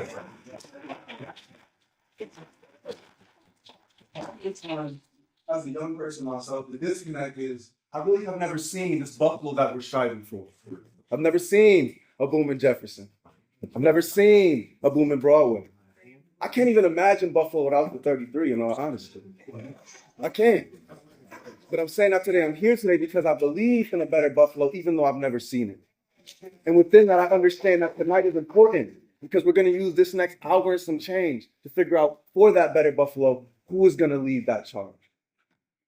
I know for any successful forum, for it to be fair and everybody feel like they have a chance to speak, we got to set some ground rules, if that's okay. So I want to give everybody a chance, the audience and the candidates alike, to respond and ask questions so we can make this informed, important decision. So within that, for my audience, today is important. This is not the time to be nervous or to feel like you're not qualified to ask a question. We are making a very important decision tonight. We're trying to figure out who is going to change, who is going to lead this change for the Buffalo that we want to see. So if you're nervous, be nervous. You should be. It's something to care about. And if you want to really make a better city, ask the question not just for yourself, but for the neighbor next to you. The audience for your question, please, we're going to ask general questions about general issues so that every candidate will have a chance to reply. You will have 45 seconds. When you have 10 seconds left, I will let you know. And I will say, you have 10 seconds left. Please summarize and ask the question. That's fair? That's fair. I gotta ask. I ain't telling nobody nothing. But for my candidates, I want to give you guys a chance to respond to these important issues for the city that you very much care about. And within that, I know I've had a little bit of experience with political leaders. I've seen a little bit of it. And I've been asked, what makes a good leader? And I said 3 things. Number 1, it has to be authentic. If it's not real, we can't always describe it. We can't always tell you, but we crave it. We need a leader who feels like we know that they're being honest to who they are. Number 2 is conviction. If you don't believe in a better Buffalo, I don't think you should be here tonight. You got to be assured in yourself, in your mission, and in the team around you who do everything that you can to make a better tomorrow for all of us. But the third most important thing is a willingness to be wrong. One thing I think my city is tired of, I'm tired of the smooth talker. I need someone who's honest. Tell me when we're in trouble, because it's important. And so today, I don't need you to wow us with fancy analogies. I don't need you to spend time going about roundabout ways. I want your answer, and I want it to be clear. And so you're going to get 1 minute and 30 seconds. When you have 30 seconds left, I'm going to let you know you have 30 seconds left. Please summarize. Does that sound fair for the candidates? Okay. So before we get into the question asking, I do want to give a candidate a chance, 1 minute and 30 seconds, so we can practice, to introduce themselves and your platform. And we're going to start from the right and work our way down. Senator Ryan, if you would like to start.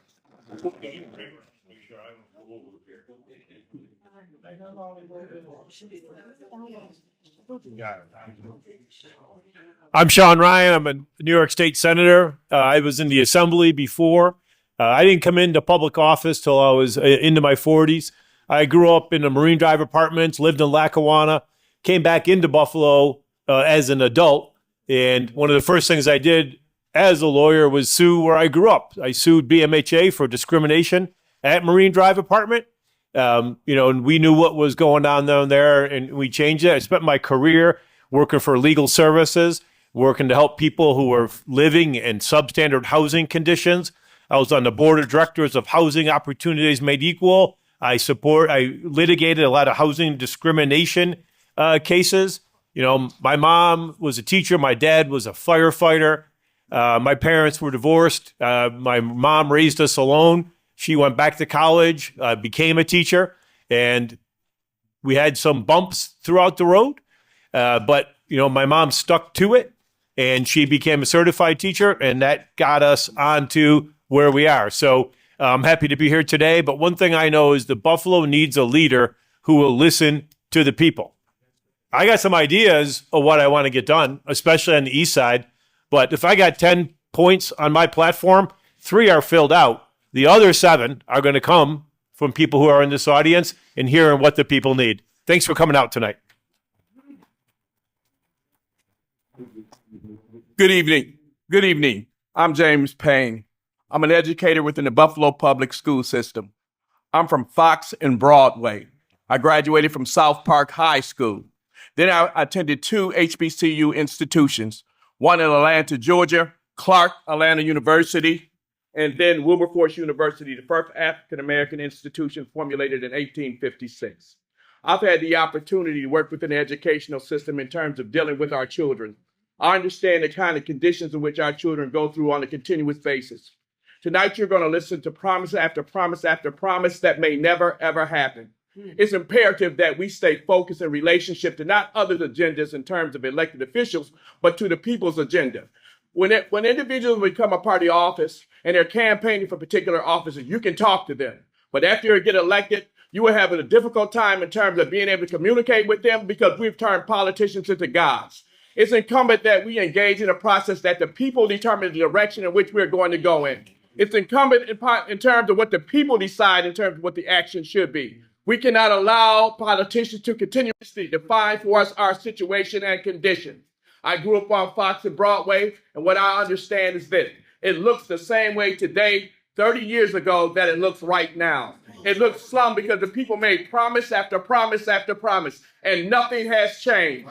So it's up to the people to formulate and develop the changes within the community. And if you listen to individuals to make that change, it will never happen.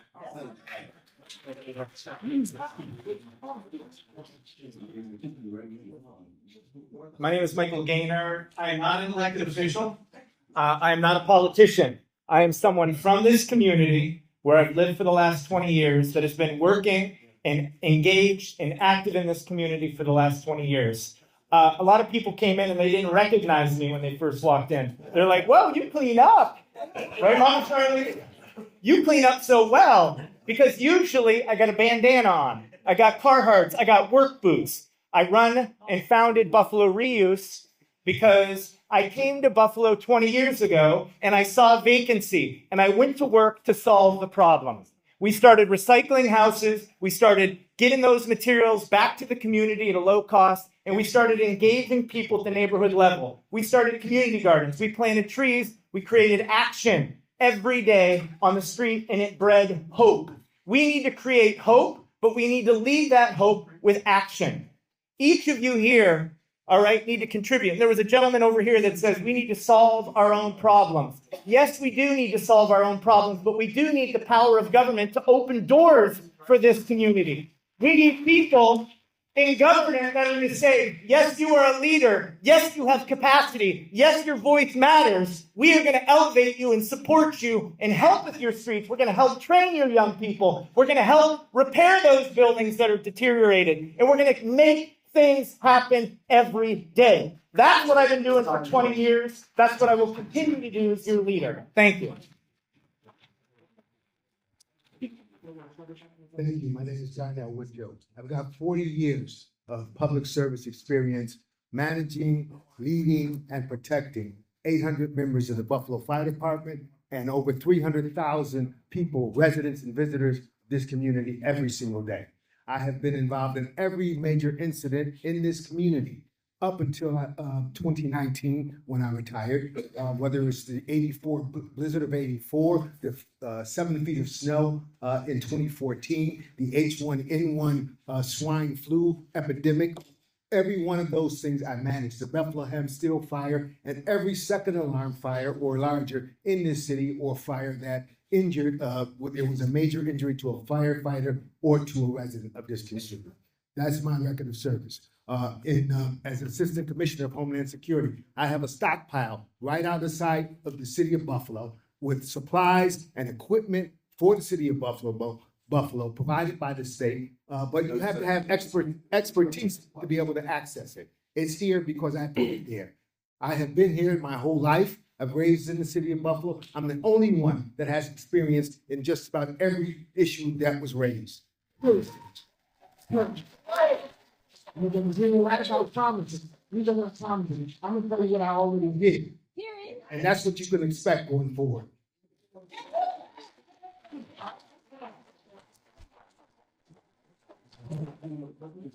Thank you. First of all, Austin, you didn't seem nervous. And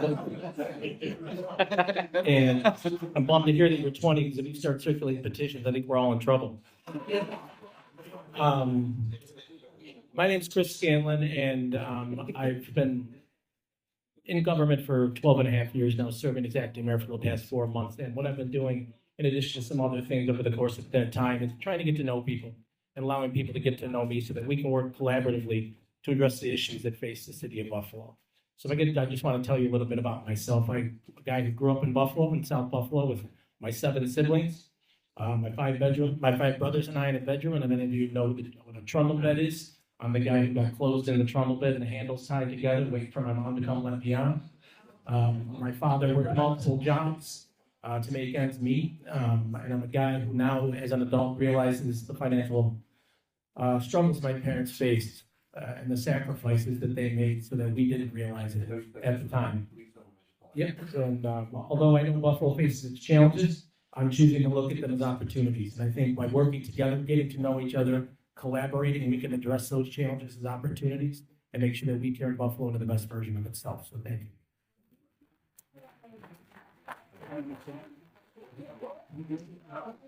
Good evening. My name is James Gardner. I am the endorsed Republican and conservative candidate for mayor of the city of Buffalo, and I have to say that I am thrilled to be here this evening and to be able to participate in this discussion, because I think we all know, everybody in this room knows, that the city sort of stands at a precipice. There are certainly lots of challenges before us, but those challenges also present unparalleled opportunities. We can, for the first time, perhaps begin governing in a way that is far more responsive to our citizens, far more efficient in the services that we get and offer, and perhaps for the first time in my lifetime, we will see true opportunity and investment east of Main Street. As I drive down Sycamore Street, I can't help but be depressed to see row upon row of empty house, of just blocks and blocks of empty space, empty plots. That should not happen in the second largest city in the state of New York. That should not happen in any city in the United States of America. And it's our job as people who want to lead this city to tell you how we're going to fix it. I look forward to participating in that discussion.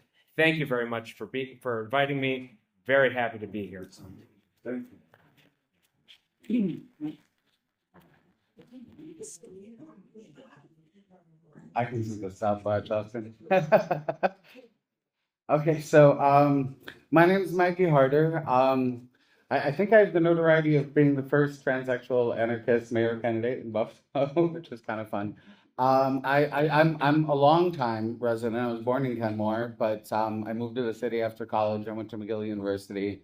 I moved to Richmond and eventually got involved with urban farming, worked at the CAO, and then some partners of mine formed the Common Roots Urban Farm and Farmer Pirates Cooperative that now does Buffalo Green Bin composting. I stopped doing that at one point when my daughter was born, and I had to go to work a lot. I've been extremely poor in my life in Buffalo. I've been extremely adjacent to issues of poverty. And as a trans person, I get similarly neglected sometimes. So my platform, there's a 20-point platform on my website. You can Google Maggie Harder for Mayor. Obviously, I'll talk about a lot of it tonight. But the core elements are racial justice and reparatory restorative justice and I think I have a plan. I think I know the roadmap. I think I have a strategic vision. I think I am listening to the community and in so many deep ways. And I want to be the person that you come to and coordinate these issues together. Thank you. My name is Terry Robinson. I've spent 7 decades living within a block of this building, and I have seen the transformation over those years. I'm going to keep it short and simple. I have the distinct advantage of meeting all of these people that are here. It's an outstanding group of candidates. It's an outstanding group that is sitting in this audience. Many of you know me, many of you I know through a variety of circumstances. I have an issue. That is the removal of the 33 that runs in front of my house. That will be the biggest single financial and environmental issue facing this city. Without a doubt, it is the single most pressing financial and environmental issue facing this city. What we propose is an investment in this very same project area that will solve and address the issues of education, employment, environmental, education again, health and nutrition, and we will do it together.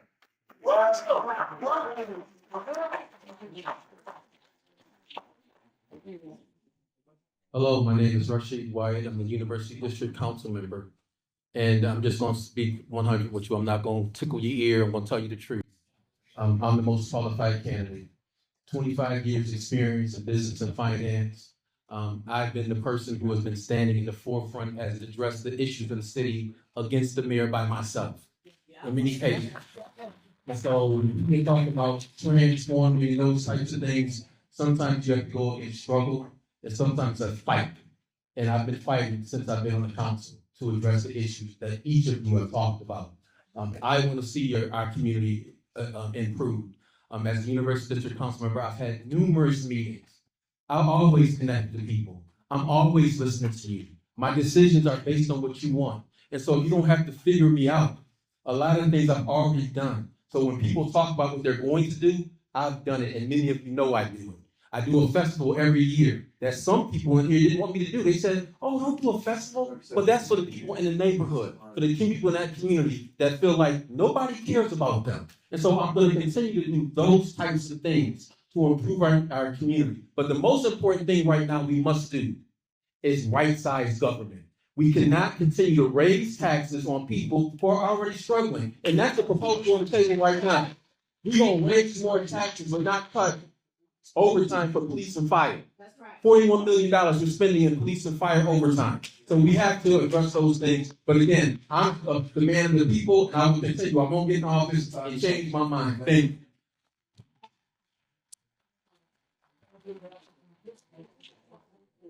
This point, I hope you now guys, I think it's the people that are up here, all right, got a chance to know a little bit about the platform. And at this point, the conversation is not gonna turn to your hand. That being said, like I said, for these questions, you will have 45 seconds to ask your questions. At 10 seconds remaining, I will let you know to summarize your question. I want this to be an answerable question, right? We're trying to speak for a purpose, an answerable question that every candidate can respond to. If you have a particular question, that's great, but that's not what this event is for. So if you feel ready, I don't know where the mic is or how they have it set up. When you are ready, please bring the mic over to them and they will begin their time when they begin speaking.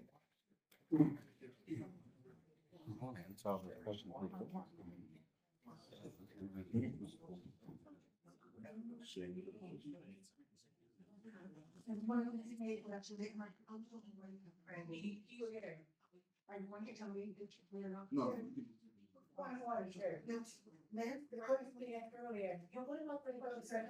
The question that were raised earlier is for the persons to raise them again. The candidates are heard the question, so they have time to think about it. But raise them again. You also have time. You also have time. Excuse me, sir. You also had time, everyone, to your presentation of your issue. So if that makes sense, so they right here first. Hand raised. Thanks, Justine. Mr. Ryan. Mr. Ryan. We're not doing a particular question. We're question for everybody has a chance to answer. Okay, well. Can you phrase it so everybody can have a chance to answer? Okay, well, how do the mayoral candidates feel that Mr. Ryan has already been designated the priority nominee for mayor when we are still in the petitioning period?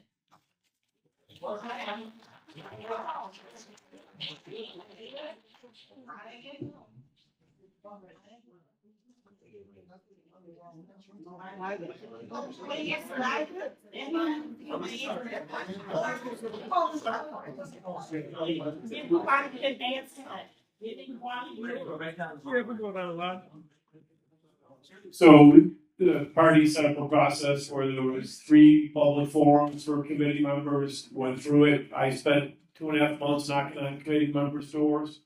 I've had more coffees than I could, think about.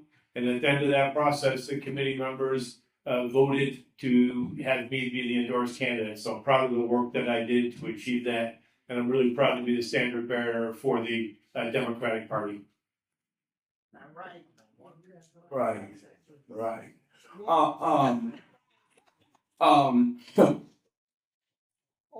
Some of us attended all 3. Some of us attended 1.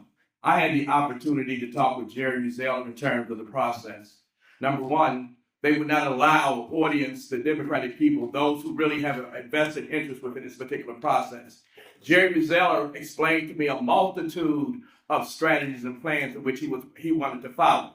I listened to Jeremy because I know one thing for sure about Jeremy. He's a liar. And the next thing about that is this. I remember when my grandmother said, when somebody brings you all of these promises and stuff like that, you need to watch the dog that bring that bone. So I'm saying that I think it's corrupted. I think it was a process that wasn't inclusive of all the people. And I think the process was flawed from the very beginning.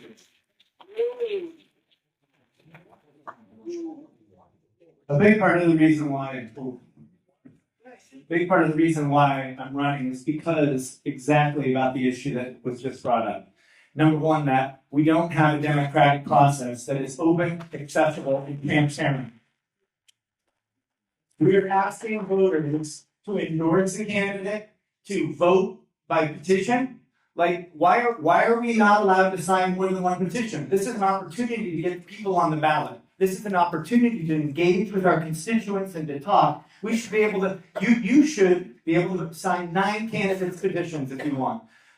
The point of the matter is the democratic process is corrupted. And what we need to do is take it back. And we take it back at the committee level, by running in our neighborhoods and starting to take back power and changing these rules. I ran in Elkid 11, right down here on Northampton Street. I ran last fall. All right, I went around the night before and got 44 signatures. I got on the ballot and we won 3-1 because we talked to voters, we engaged with voters, and that's what we each need to do to change the rules, change the process, and get people involved in our elected process again. Thank you.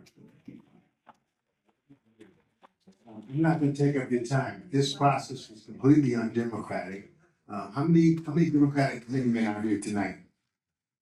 Okay, we got a couple in the room. Okay, that's not reflective of the people. That's not reflective of the people. This was not done in accordance with democratic, values. In my mind, it was completely unfair. I knew nothing about the process except to show up, which I did each time, and which I'll continue to do. But I agree with the other, voices that have been raised against this process. I think that we're working to gather your support, and that's what it should be about.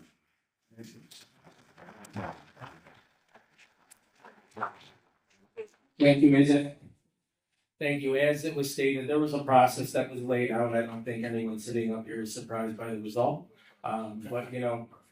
Process was laid out. I think the goalposts were moved throughout, but that's beside the point. I think that it's time to turn the page on that and start talking about the real issues that impact the people of the city of Buffalo. And we're here today at the Merriweather Library talking about issues that impact the east side of Buffalo. I'm here tonight to do that.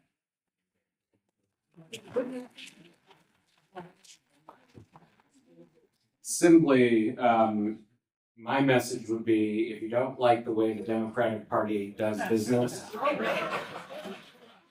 come on over. We got plenty of room for you. Come on down. You want your voices to be heard? You want your concerns to be raised? Come on over.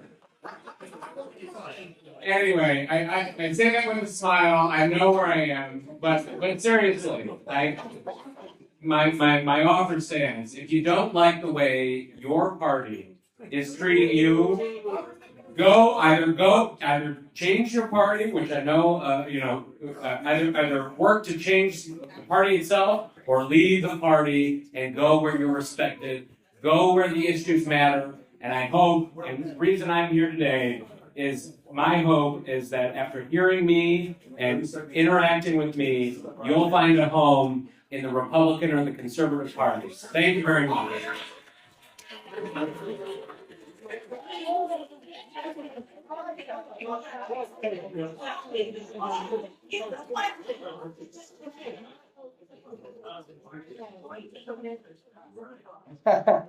That's a hard act to follow.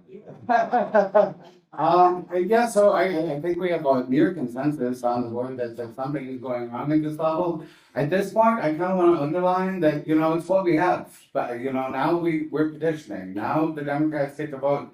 I didn't hear about the Democrat. I put my platform together 4 days before the Democratic Committee meeting, because it's not especially accessible knowledge is the whole truth. And then it was a closed meeting, and maybe that gave me a chance to think and try and play it out, but that should be public. And oh gosh, I'm blanking. I do get nervous after I'll think. Yeah, there's a lot of things we can do further on. The ranked choice voting is a great idea. The fact that I'm a working families party supporter, like rank and file. That's my allegiance primarily, and I'm not allowed to register as a working families party candidate because I need to compete in the Democratic Party election, which basically decides the election. So yeah, there's some problems, and we should vocalize about that. Under the new man. That's all. Oh, man. Again, without regard to the processes or lack thereof of the Erie County Democratic Committee, this is an unprecedented field of candidates that present an unprecedented range of ideas and solutions. If we should address those, focus on the single most important issue facing the city of Buffalo.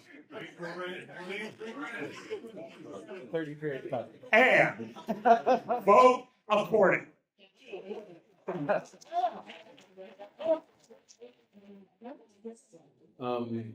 I think I've spoken a number of times about the process. It wasn't a fair process, but many of you know that many times when it comes to us, it's not a fair process. So let's not fool ourselves, because so many people are connected and they have jobs because of it. And so it's unfortunate that we can't have a clean process. This really should have been an open primary if we wanted to be fair. That's what it should have been. Everybody should have been able to vote. But, just like with the acting mayor situation, that was something different too. That wasn't a fair process. So you can't cry for spilled milk when you got a benefit of doing it the wrong way too. So at the end of the day, I'm not going to keep going on that I got to get out here and get in positions like everybody else, and we're going to do what we got to do to make this thing happen because we deserve better. Thank you.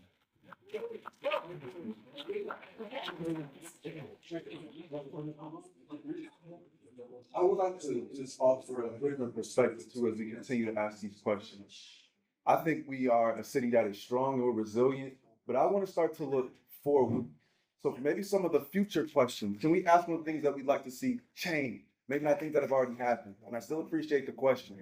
I think it's important that we ask what is going to happen coming in the next 4 years if you happen to get this position, not what happened in the past. Does that make sense? Yeah. Okay. So whoever has the next question, whatever might be. Okay, so so moving forward, I'm going to go back on the 3 questions I was on right quick. Number 1 is the rodent thing with the landlords. It's the rodent thing with the landlords. I got people calling me all the time right now. Their homes are rat infested. Inspectors not coming out. Health department is not doing anything about it. So we need to know what the mayor's office is going to do about effectuating some change and getting some address on these rat issues. Number 2, of course, is the potholes again. The potholes. So we're doing all these videos. We got hundreds of thousands of views and complaints about these potholes all across the city. So hopefully we can hurry up. You can talk about what you can do about that. Okay, get that done. And I just leave it at those 2. That's very important, okay?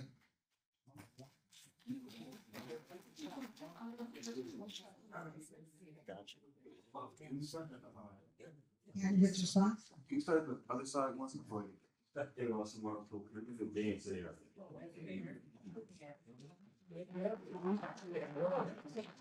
Well, I think that we have to hold people accountable and make sure that everyone comes to work. And so right now, when we talk about permits and inspections, it's in some cases, that's not something that's happening on a regular basis.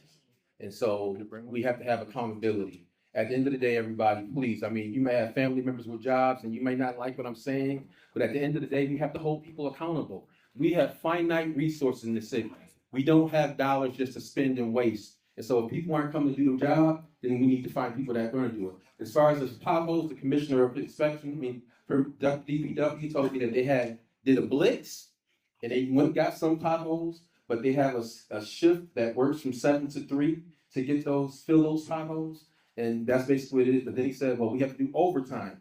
But I don't think anybody in here would be upset with overtime to fill those potholes because it's almost like going into a river, you know. So at the end of the day, we have to work and address the issues from the public outcry. And that's what I think we need to do, make sure that we get those potholes and things taken care of. Thank you. Again, as the councilman just said, accountability is the first step. And that applies to every single department within the city of Buffalo, whether it's public works, whether it's police, whether it's the real estate department, accountability. That starts at the top, and nobody can do it by themselves. The good leader leads the people around them. It brings a team to address the issue, you address it, and you handle it. That's the answer.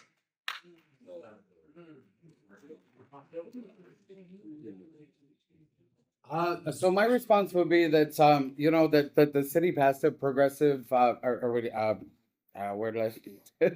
the proactive rental agreement law, and we haven't gotten to the whole list. I think that maybe there's some point in triaging the most important cases. But when this question was going around earlier, I thought these abhorrent situations are not uncommon to kind of anyone on the east side, and racialized Black folks on the east side in particular, but me notwithstanding. And these are damages. These are things that a concerted effort to hold landlords, city bureaucracies, any kind of thing accountable for, bring revenue to the cause of restoring that cause. And that's kind of my funding idea for how do we come up with the ways to do this. Like, well, call out what's wrong, call out what's broken. When I called the city of Buffalo about a rat problem that I had, they took 4 weeks to come. They came and they said, oh, you have this broken dryer outside your house. I got it. And the rats live in the dryer, and so we can't bait your house. Like that's a negligent situation. So I'm kind of guilty of this myself, but under a new mayor administration, especially if you trust them, make the request, follow through, and when it doesn't work the way you want, file that complaint. Put that data in the system that is going to be valuable for us to start focalizing on the solutions. Yes.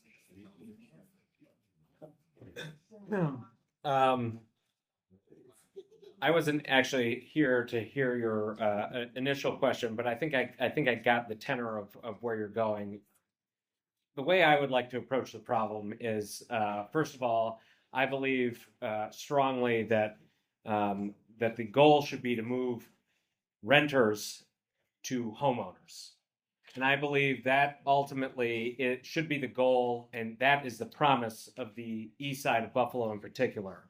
When you have the amount of open space that we have here and the amount of people who are subjected to living in bad apartments, to me, there seems that there's a perfect opportunity to get some of those people into homes of their own so that they can build true wealth that they can hand down to their children and benefit their families as a result of it. How do we do it?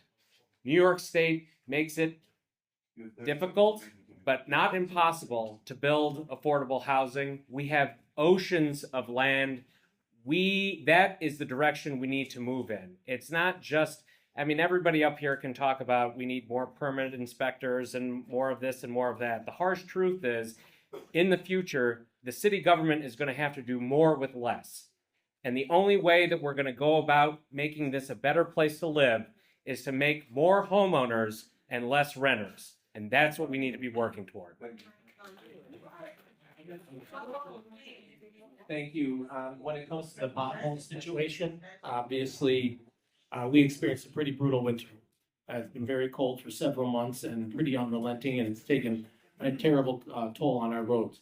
But when it comes to fixing them, it doesn't require overtime. And I can tell you that firsthand. We got creative over the course of the past couple of weeks, pulling laborers from other departments in addition to Public Works, and tripling our crews that have been out doing blitzes the last few weekends, addressing them.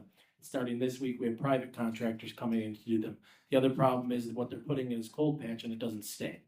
And once the hot patch and the asphalt places open up in the spring, we will continue to get out with those true crews doubled and tripled, and those privates, so we can make sure we make more permanent repairs to it.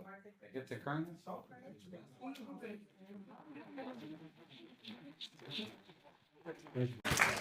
First of all, I find it very rich that the very people who have helped create these issues are not taking accountability for it up here.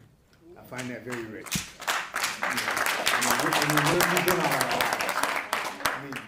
The streets were bad before the winter. Let's just be real. The streets were bad before the winter. I started blacktopping at 12 years old. My grandfather, my father, and myself blacktopped all of Grand Island almost.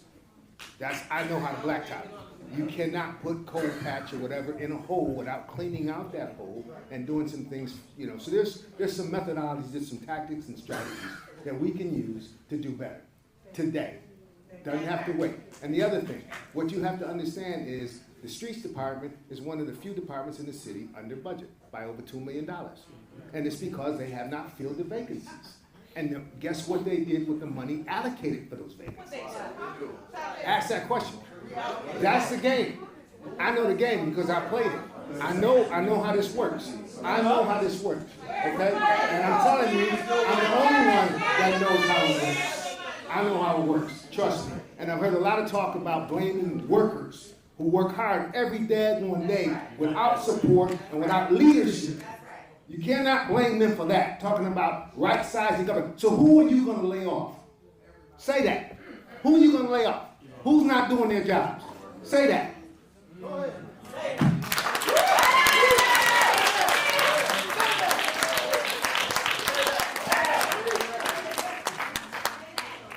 So all the things that we're talking about and the things that you all keep bringing up as issues are symptoms, right? We got holes in our streets. We have mass dumping, illegal dumping all over our vacant lots.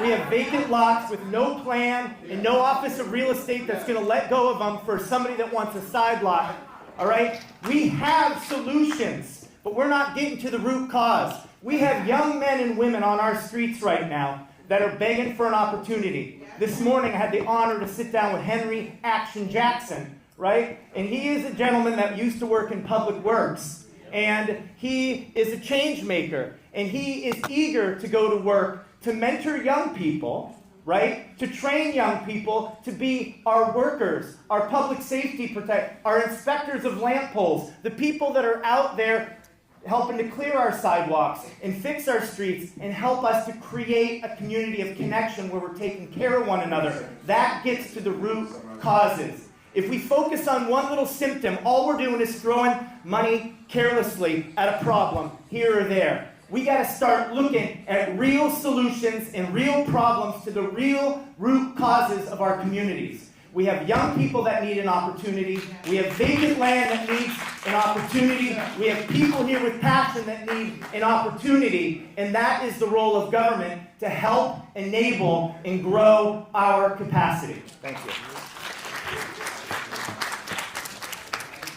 Now, there's not a single person sitting up here that's not aware of the conditions on the east side of Buffalo. Now we have all this wealth of professionalism and political expertise, and none of it has translated on the east side of Buffalo at any particular point in time. The city of Buffalo has a plan called the East Side Development Plan that's been collecting dust for the last 15 years. They turned around and it sits there and it says that we propose to do this, we propose to do that, but not one time have they ever appropriated anything in regard to the east side of Buffalo. People will sit up here and give you this pie in the sky notion that the conditions are going to change and you can buy it if you want to, but we'll be back here 4 years from now in terms of talking about you made promises, and nothing ever happens. And the only reason it doesn't happen is because we don't have an agenda. And when we don't have an agenda, then people will give us what they think we want to hear. And they will say what they think we want to hear. But the point of the matter is simply this. You can't vote for the same old people and expect some different kind of change. That's insane.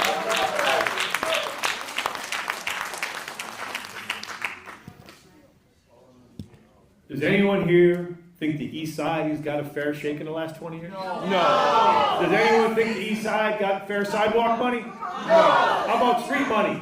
No. Pothole money? No. Pool money? No. Playground money? No. So we got to turn the page. We got to turn the page and get fresh leadership into City Hall. That's what this is about. You want to continue legacy, people? Same old, same old. We're not looking for the same old, same old. We're looking for a change. New York State has stepped up for Buffalo. We just announced $1.5 million to go into MLK Park to restore the greenhouse. Just announced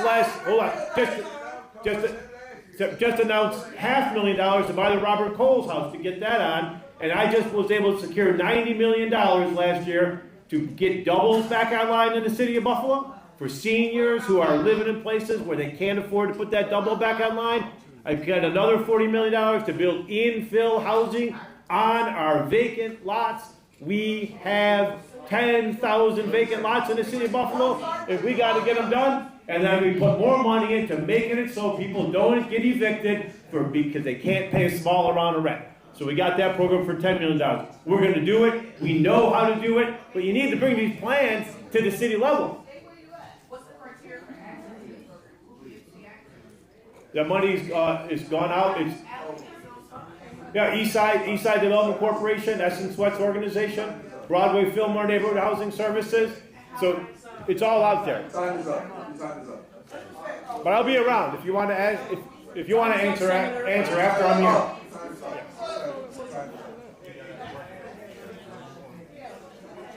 here.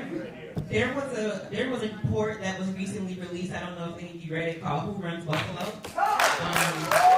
and it explains, right, like who our shadow leadership is. So just run me through how you're going to build your administration so that we're not repeating the mistakes of the last 4 decades and taking care of developers before we're taking care of small business owners and working class people. So just, who do you want to have around you, and what are you thinking? If you win, what happens your first 100 days, next year?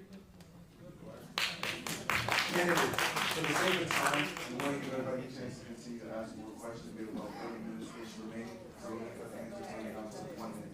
Okay, 45 seconds, I'll let you know. You have to be very succinct with this. Try to be quick because the time is. Question. I think in the interest of time, sir, could we cut the candidate's response to 30 seconds? No. We have to be out of here at 7:45. We have to be out of here at 7:45. I do understand that. I do think the question I was just saying, would you guys be okay to answer less questions with 2 minutes? Yes, please. Okay, so we're going to do it a little longer. We're going to do it. Thank you, sir. We're going to start answering that question with Councilman.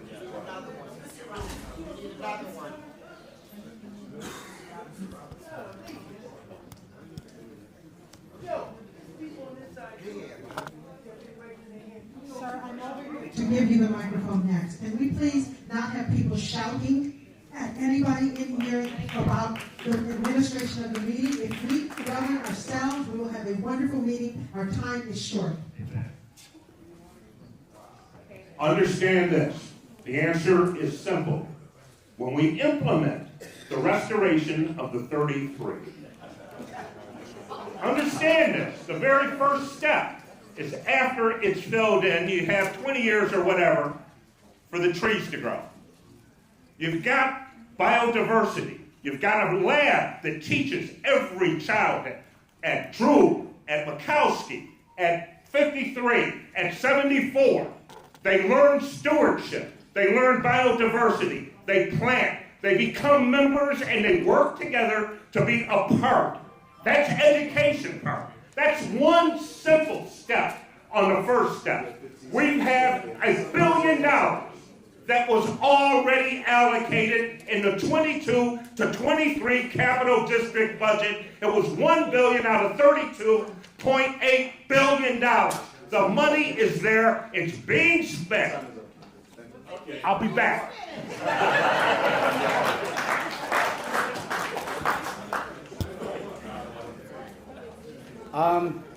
Yeah, so I spent 8 hours the other day filling out our city actions. Lengthy questionnaire. They really put me through their paces. And you know, like policy things like that have a lot of the right ideas. In many cases, I thought I could grow them and better them and facilitate them in some ways. But to address the particular question about, you know, wealth impacting the results that Buffalonians see, one of my platform campaigns is kind of taken off of the Homes Act that was introduced in the Senate and supported by Alexandria Ocasio-Cortez. Oh gosh, brain fart again. Yes.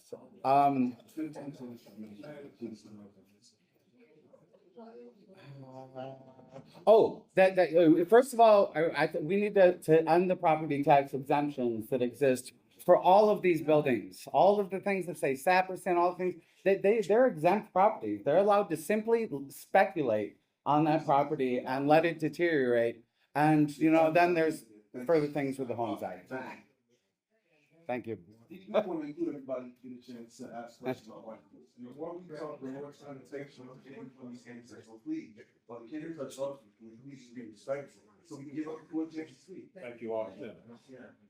So I think the question, if I heard it correctly, and maybe I'm going to summarize the most salient part for me was, what do you plan on doing in your first 100 days? Which I think is a phenomenal question. And the way that I look at it is the biggest issue facing the city of Buffalo is the fiscal cliff that we're staring over.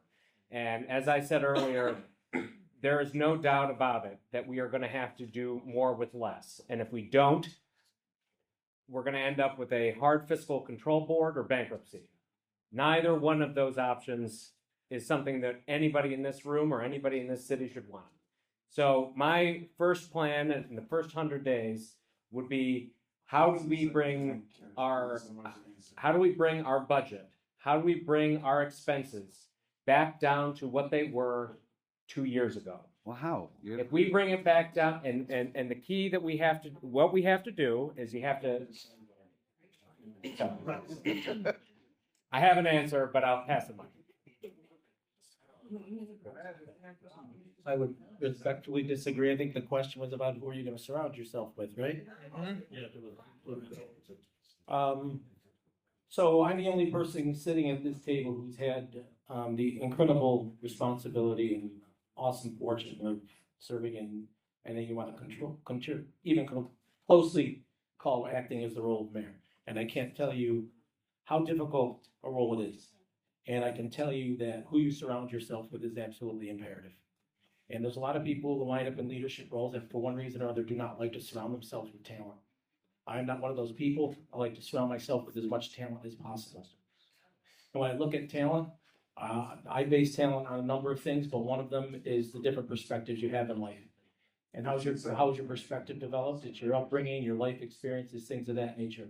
And during my short time in offices, I've made major changes, and all of those changes reflect the diversity across the city of Buffalo. A police commissioner, a head of strategic planning, a director of real estate, and others that reflect the diversity and talent across the city of Buffalo. I think if you want to know what's going to happen in the first 100 days, All you gotta do is see where the money's coming from. That's all you gotta know. Who's supporting them, who's investing in them, and that's who they're gonna be loyal to. And if it's not you, then you should be very concerned about that. Very concerned about it, okay? Because that's what's been going on the whole time.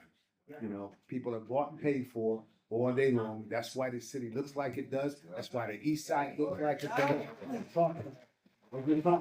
Okay? That's the thing. That's what you need to follow the money. You gotta follow the money. Okay? I haven't taken any money from developers. They're not giving it to me. I'm not asking for it. I'm asking for your support. And if you want to know what I'm gonna do in the first 100 days, is I'm gonna bring you into the game, put you in the, bring you in, we're gonna be transparent, we're gonna be inclusive, okay? And we're gonna be collaborative in everything we do. That's what my goal is.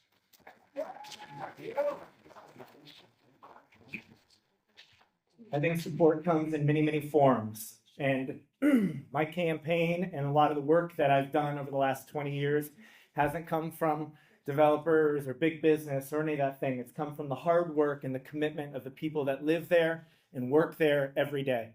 And I am grateful to surround myself with many of you that are in this room right now. Mama Charlene, Betty Jean Grant, Terry Robinson, all of the activists, Athena, back here, Columbus, all these folks that are in our neighborhoods every day doing the work, making things happy and healthy and inspiring again. And that's what I would continue to do as the leader of Buffalo, is to continue to seek these people out. I met probably a dozen people over the last week on front porches, and they are the powerhouse of this community. When you go door to door, you meet greatness, you meet inspiration, and you meet hope. And that's what I'm going to mobilize as your next mayor. You know, there are people that are sitting up in here that have $400,000 in campaign money. And let's be clear on something. And the money drives the agenda. So people, now I want you to really listen to this. Now listen to this. There are people sitting here telling you that you're going to have to do more with less. You already have less. So how are you going to, now what's after less? Nothing. So they're sitting here telling you this kind of stuff. My influences have been John Lewis, Maynard Jackson, and Julian Bond. I worked on the Georgia General Assembly, ladies and gentlemen, and I'm sitting here saying to you that we can't sit here and listen to people who are getting money from millionaires and believe that they're going to reach back and take care of each and every one of us. That's foolishness. That's buffoonery. That's trickery. That's being bamboozled, manipulated, and run amok.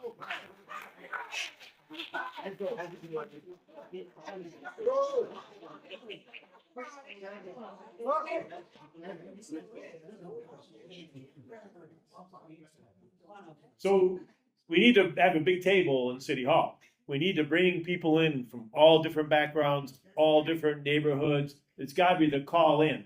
And, you know, the most important thing you can do as a leader is listen. You got to listen to the community. But we have a budget problem. We can't even figure out how big our deficit is. So we need to bring the state comptroller in to look at our books, to figure out what is up with our deficit. And then we need, in the transition plan, we need to create a transition team for every department in City Hall. We need to look at each and every one, from the permits and inspections to the contract compliance to our real property, each and every one. We got to examine them. We got to look into it, figure out what needs to be fixed, and get that fix on. But the one thing we're going to do in that first 100 days is we're going to announce a comprehensive East Side development plan. Another one. I'm welcome. Another You'll be one. on the team. Another one.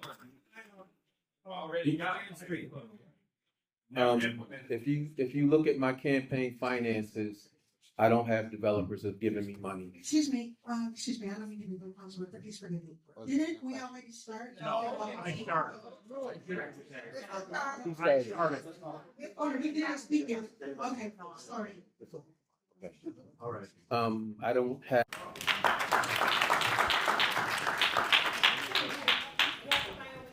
Okay, my question is that we stay in the third and fourth city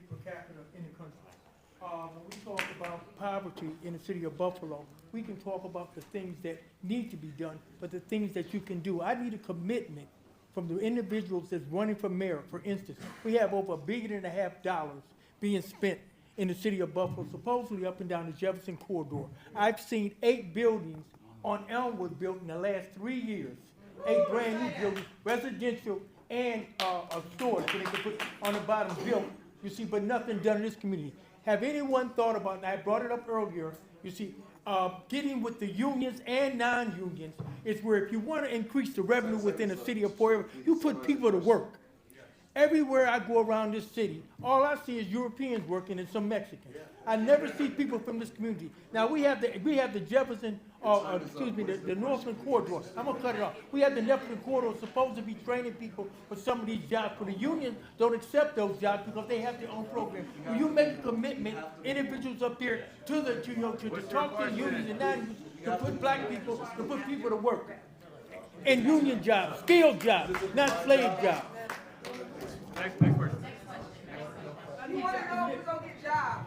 Excuse me, everyone, we need everyone to be brief. We have approximately 12 minutes left. So we have got to be brief. Please don't stand up and expound upon the issue. State your question. Thank you. I heard some great ideas been going around here. Okay, with this position, you got to service the people. Not just talk about your ideas. I heard about a great plan for the East Side. Democratic Party wants us to help ourselves. But if we gotta work collectively as a group, not just one person working alone. When you get that seat, you can't just service yourself. You gotta service the great people in the city of Buffalo, okay? Now I wanna make sure we're getting the right people in. My question is, you had a great plan, Mr. Ryan. How are you gonna implement those plans? Now, I respect your decision, as long as it's fair and impartial.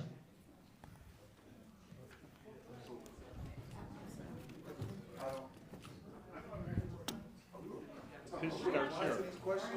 I'm confused. Are we replying to these questions? They're not questions. Yes. So, can you ask the general version of your question in just 10 seconds? So that everybody can reply. How do you make your plans work? You want to talk, basically, We're going to start here. someone had to answer.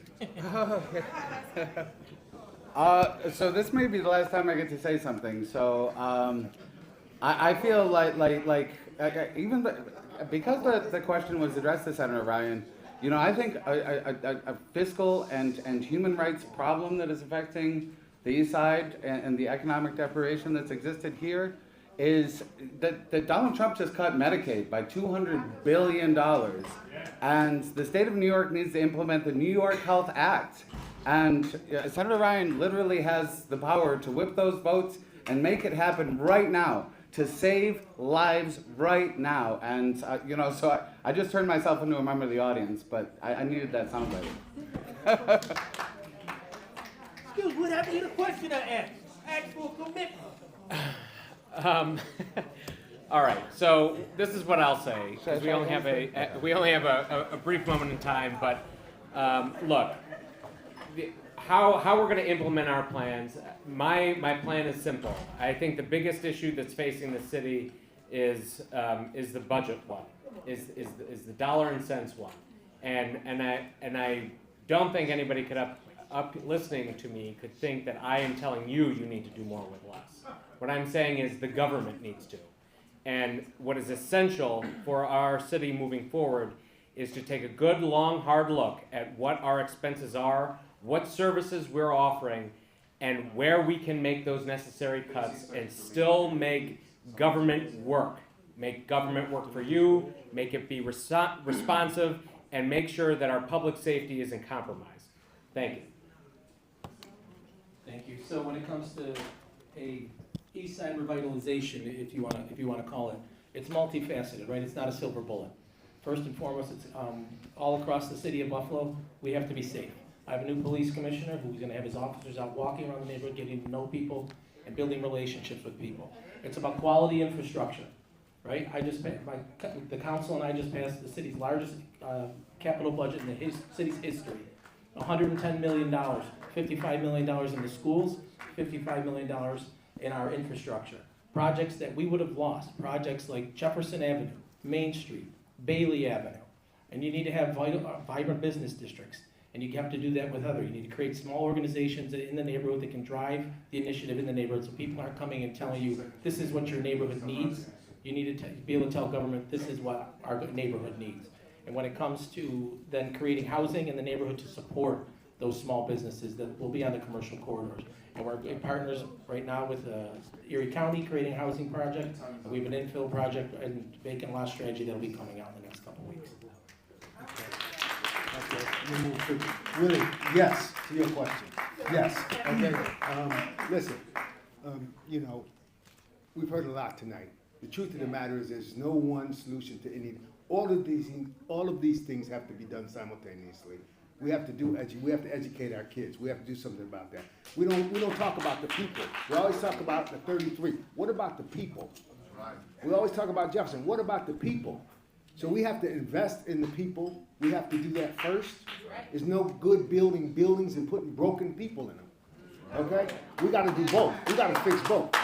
And the people have to always come first. And you've not heard that. You've not heard that. That would be my goal. I have every Buffalo firefighter that's hired since 2014 has to live in the city of Buffalo permanently. I did that. I negotiated a contract with AMI, one provider contract, and managed it till 2017. Nobody is managing it now. That's why you're not getting ambulances.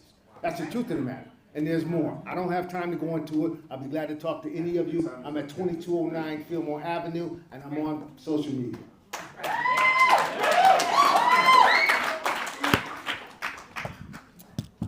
We need to be wise about how we spend our money, and we are not spending it wisely. We have to be more thoughtful. We've got $1.5 billion that they were about to spend to continue to have a segregated, racist highway going right through the center of our city.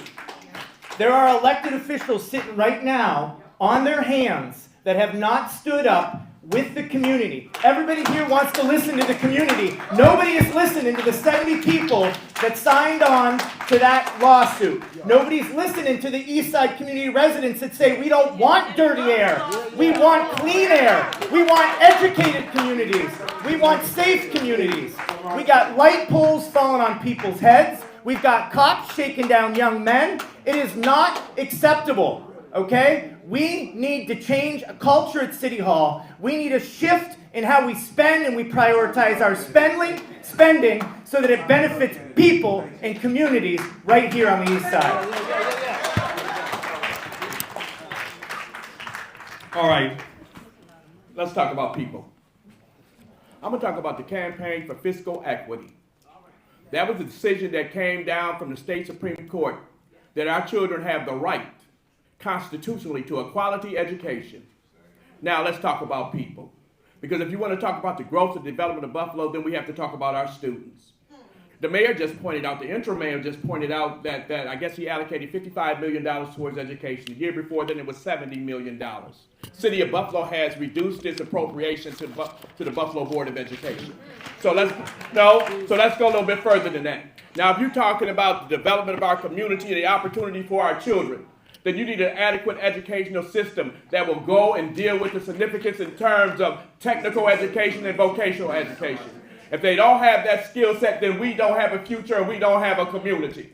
So when people come up here with these great ideas and they're getting all their money from their other people, they ain't like us, they're like somebody else. And if you're talking about the development of our community, then we need to look about the opportunities that's being presented to our kids, and they ain't getting nothing.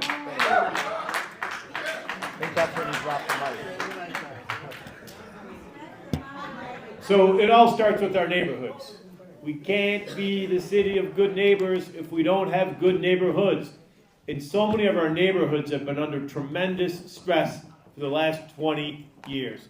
No code compliance, out-of-town owners, City Hall that doesn't respond. We need to double the amount of building inspectors. We need to focus on our children who are being poisoned by lead paint. No apartment in Buffalo should be rented out to families unless they've done a lead paint inspection. That's right. Rochester has been doing it for 30 years. So we know how to get it done. Henry Louis Taylor Jr. has been talking about how to rebuild our neighborhoods for a generation. No one's listening to him. I'm listening to him, and that's why we put together a program to get doubles back online, to do infill housing, and to keep people in their homes. 5 minutes, please just state your question, and the candidates, please answer in 30 seconds, period. We don't have as much time as you say we have. We have as much time as I have been told that we have, and that is what we have to do. I've got 4 people that raised their hands already. Everyone else, if you have questions during the answering, please raise your hand and I'll bring you the microphone. We didn't get to answer. We didn't get to answer that question. Go ahead, Sherry.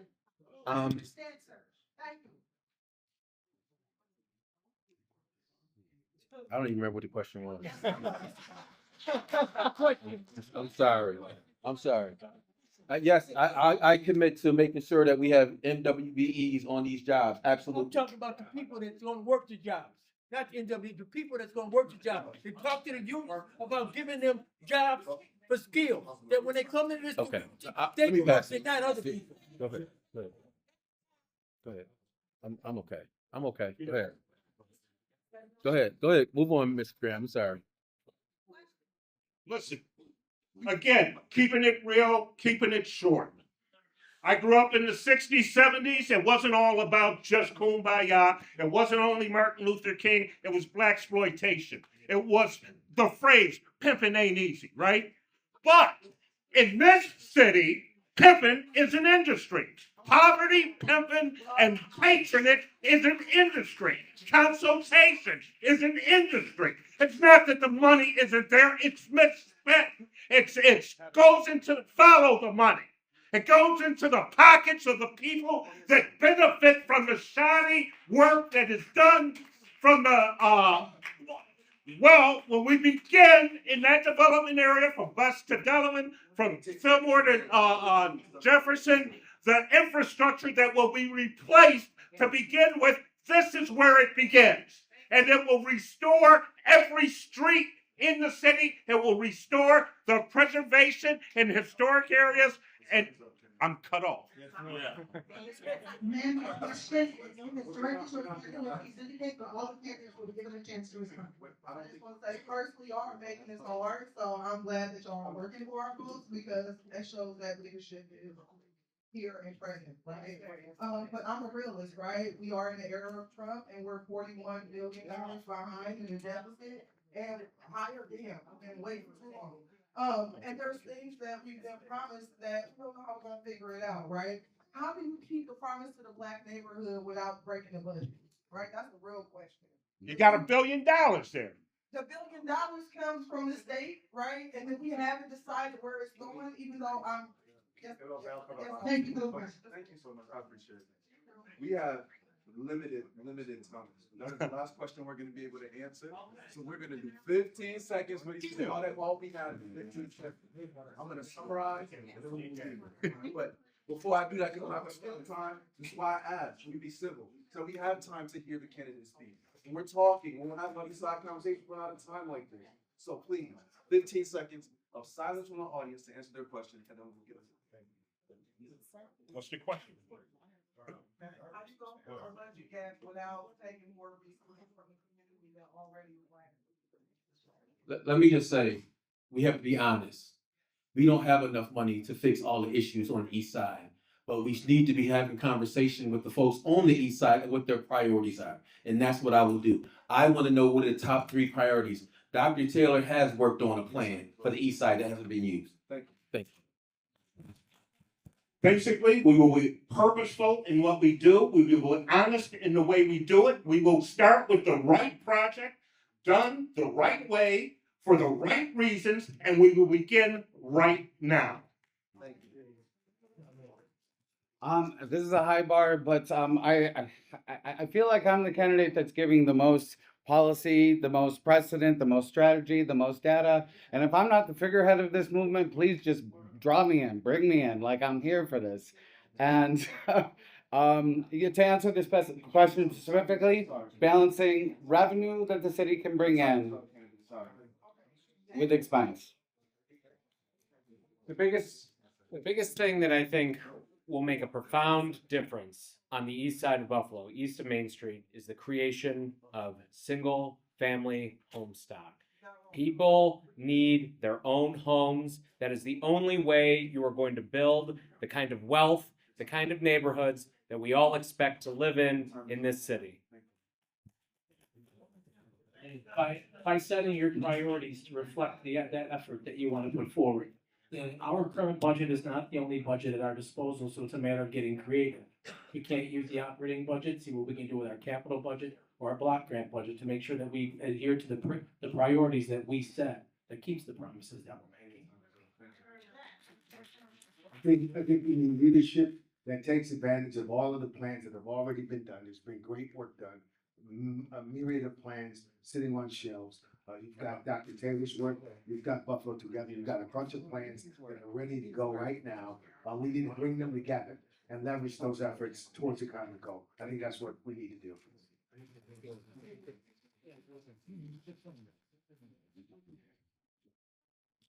We start on the east side. That's what we do.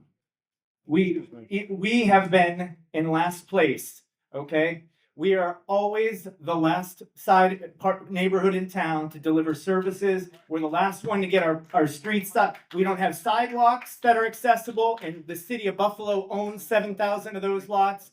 We solve problems by starting on the east side where the problems are the most concentrated, the more focused, and we need to do it right. Participatory budgeting. Okay. The citizens of Buffalo needs to know what monies are available and how much we have. Then the citizens of Buffalo will prioritize particular projects in terms of the monies that we have. But let's not be no sucker. Don't think that these people that are getting money from big developers care about your situation and condition, because they don't. Thank you. We're gonna build a better Buffalo. And we're gonna build it with everyone in this room, and we're gonna do it by listening to everyone in this room, and we're gonna do it by sticking within our 15 seconds that are allotted.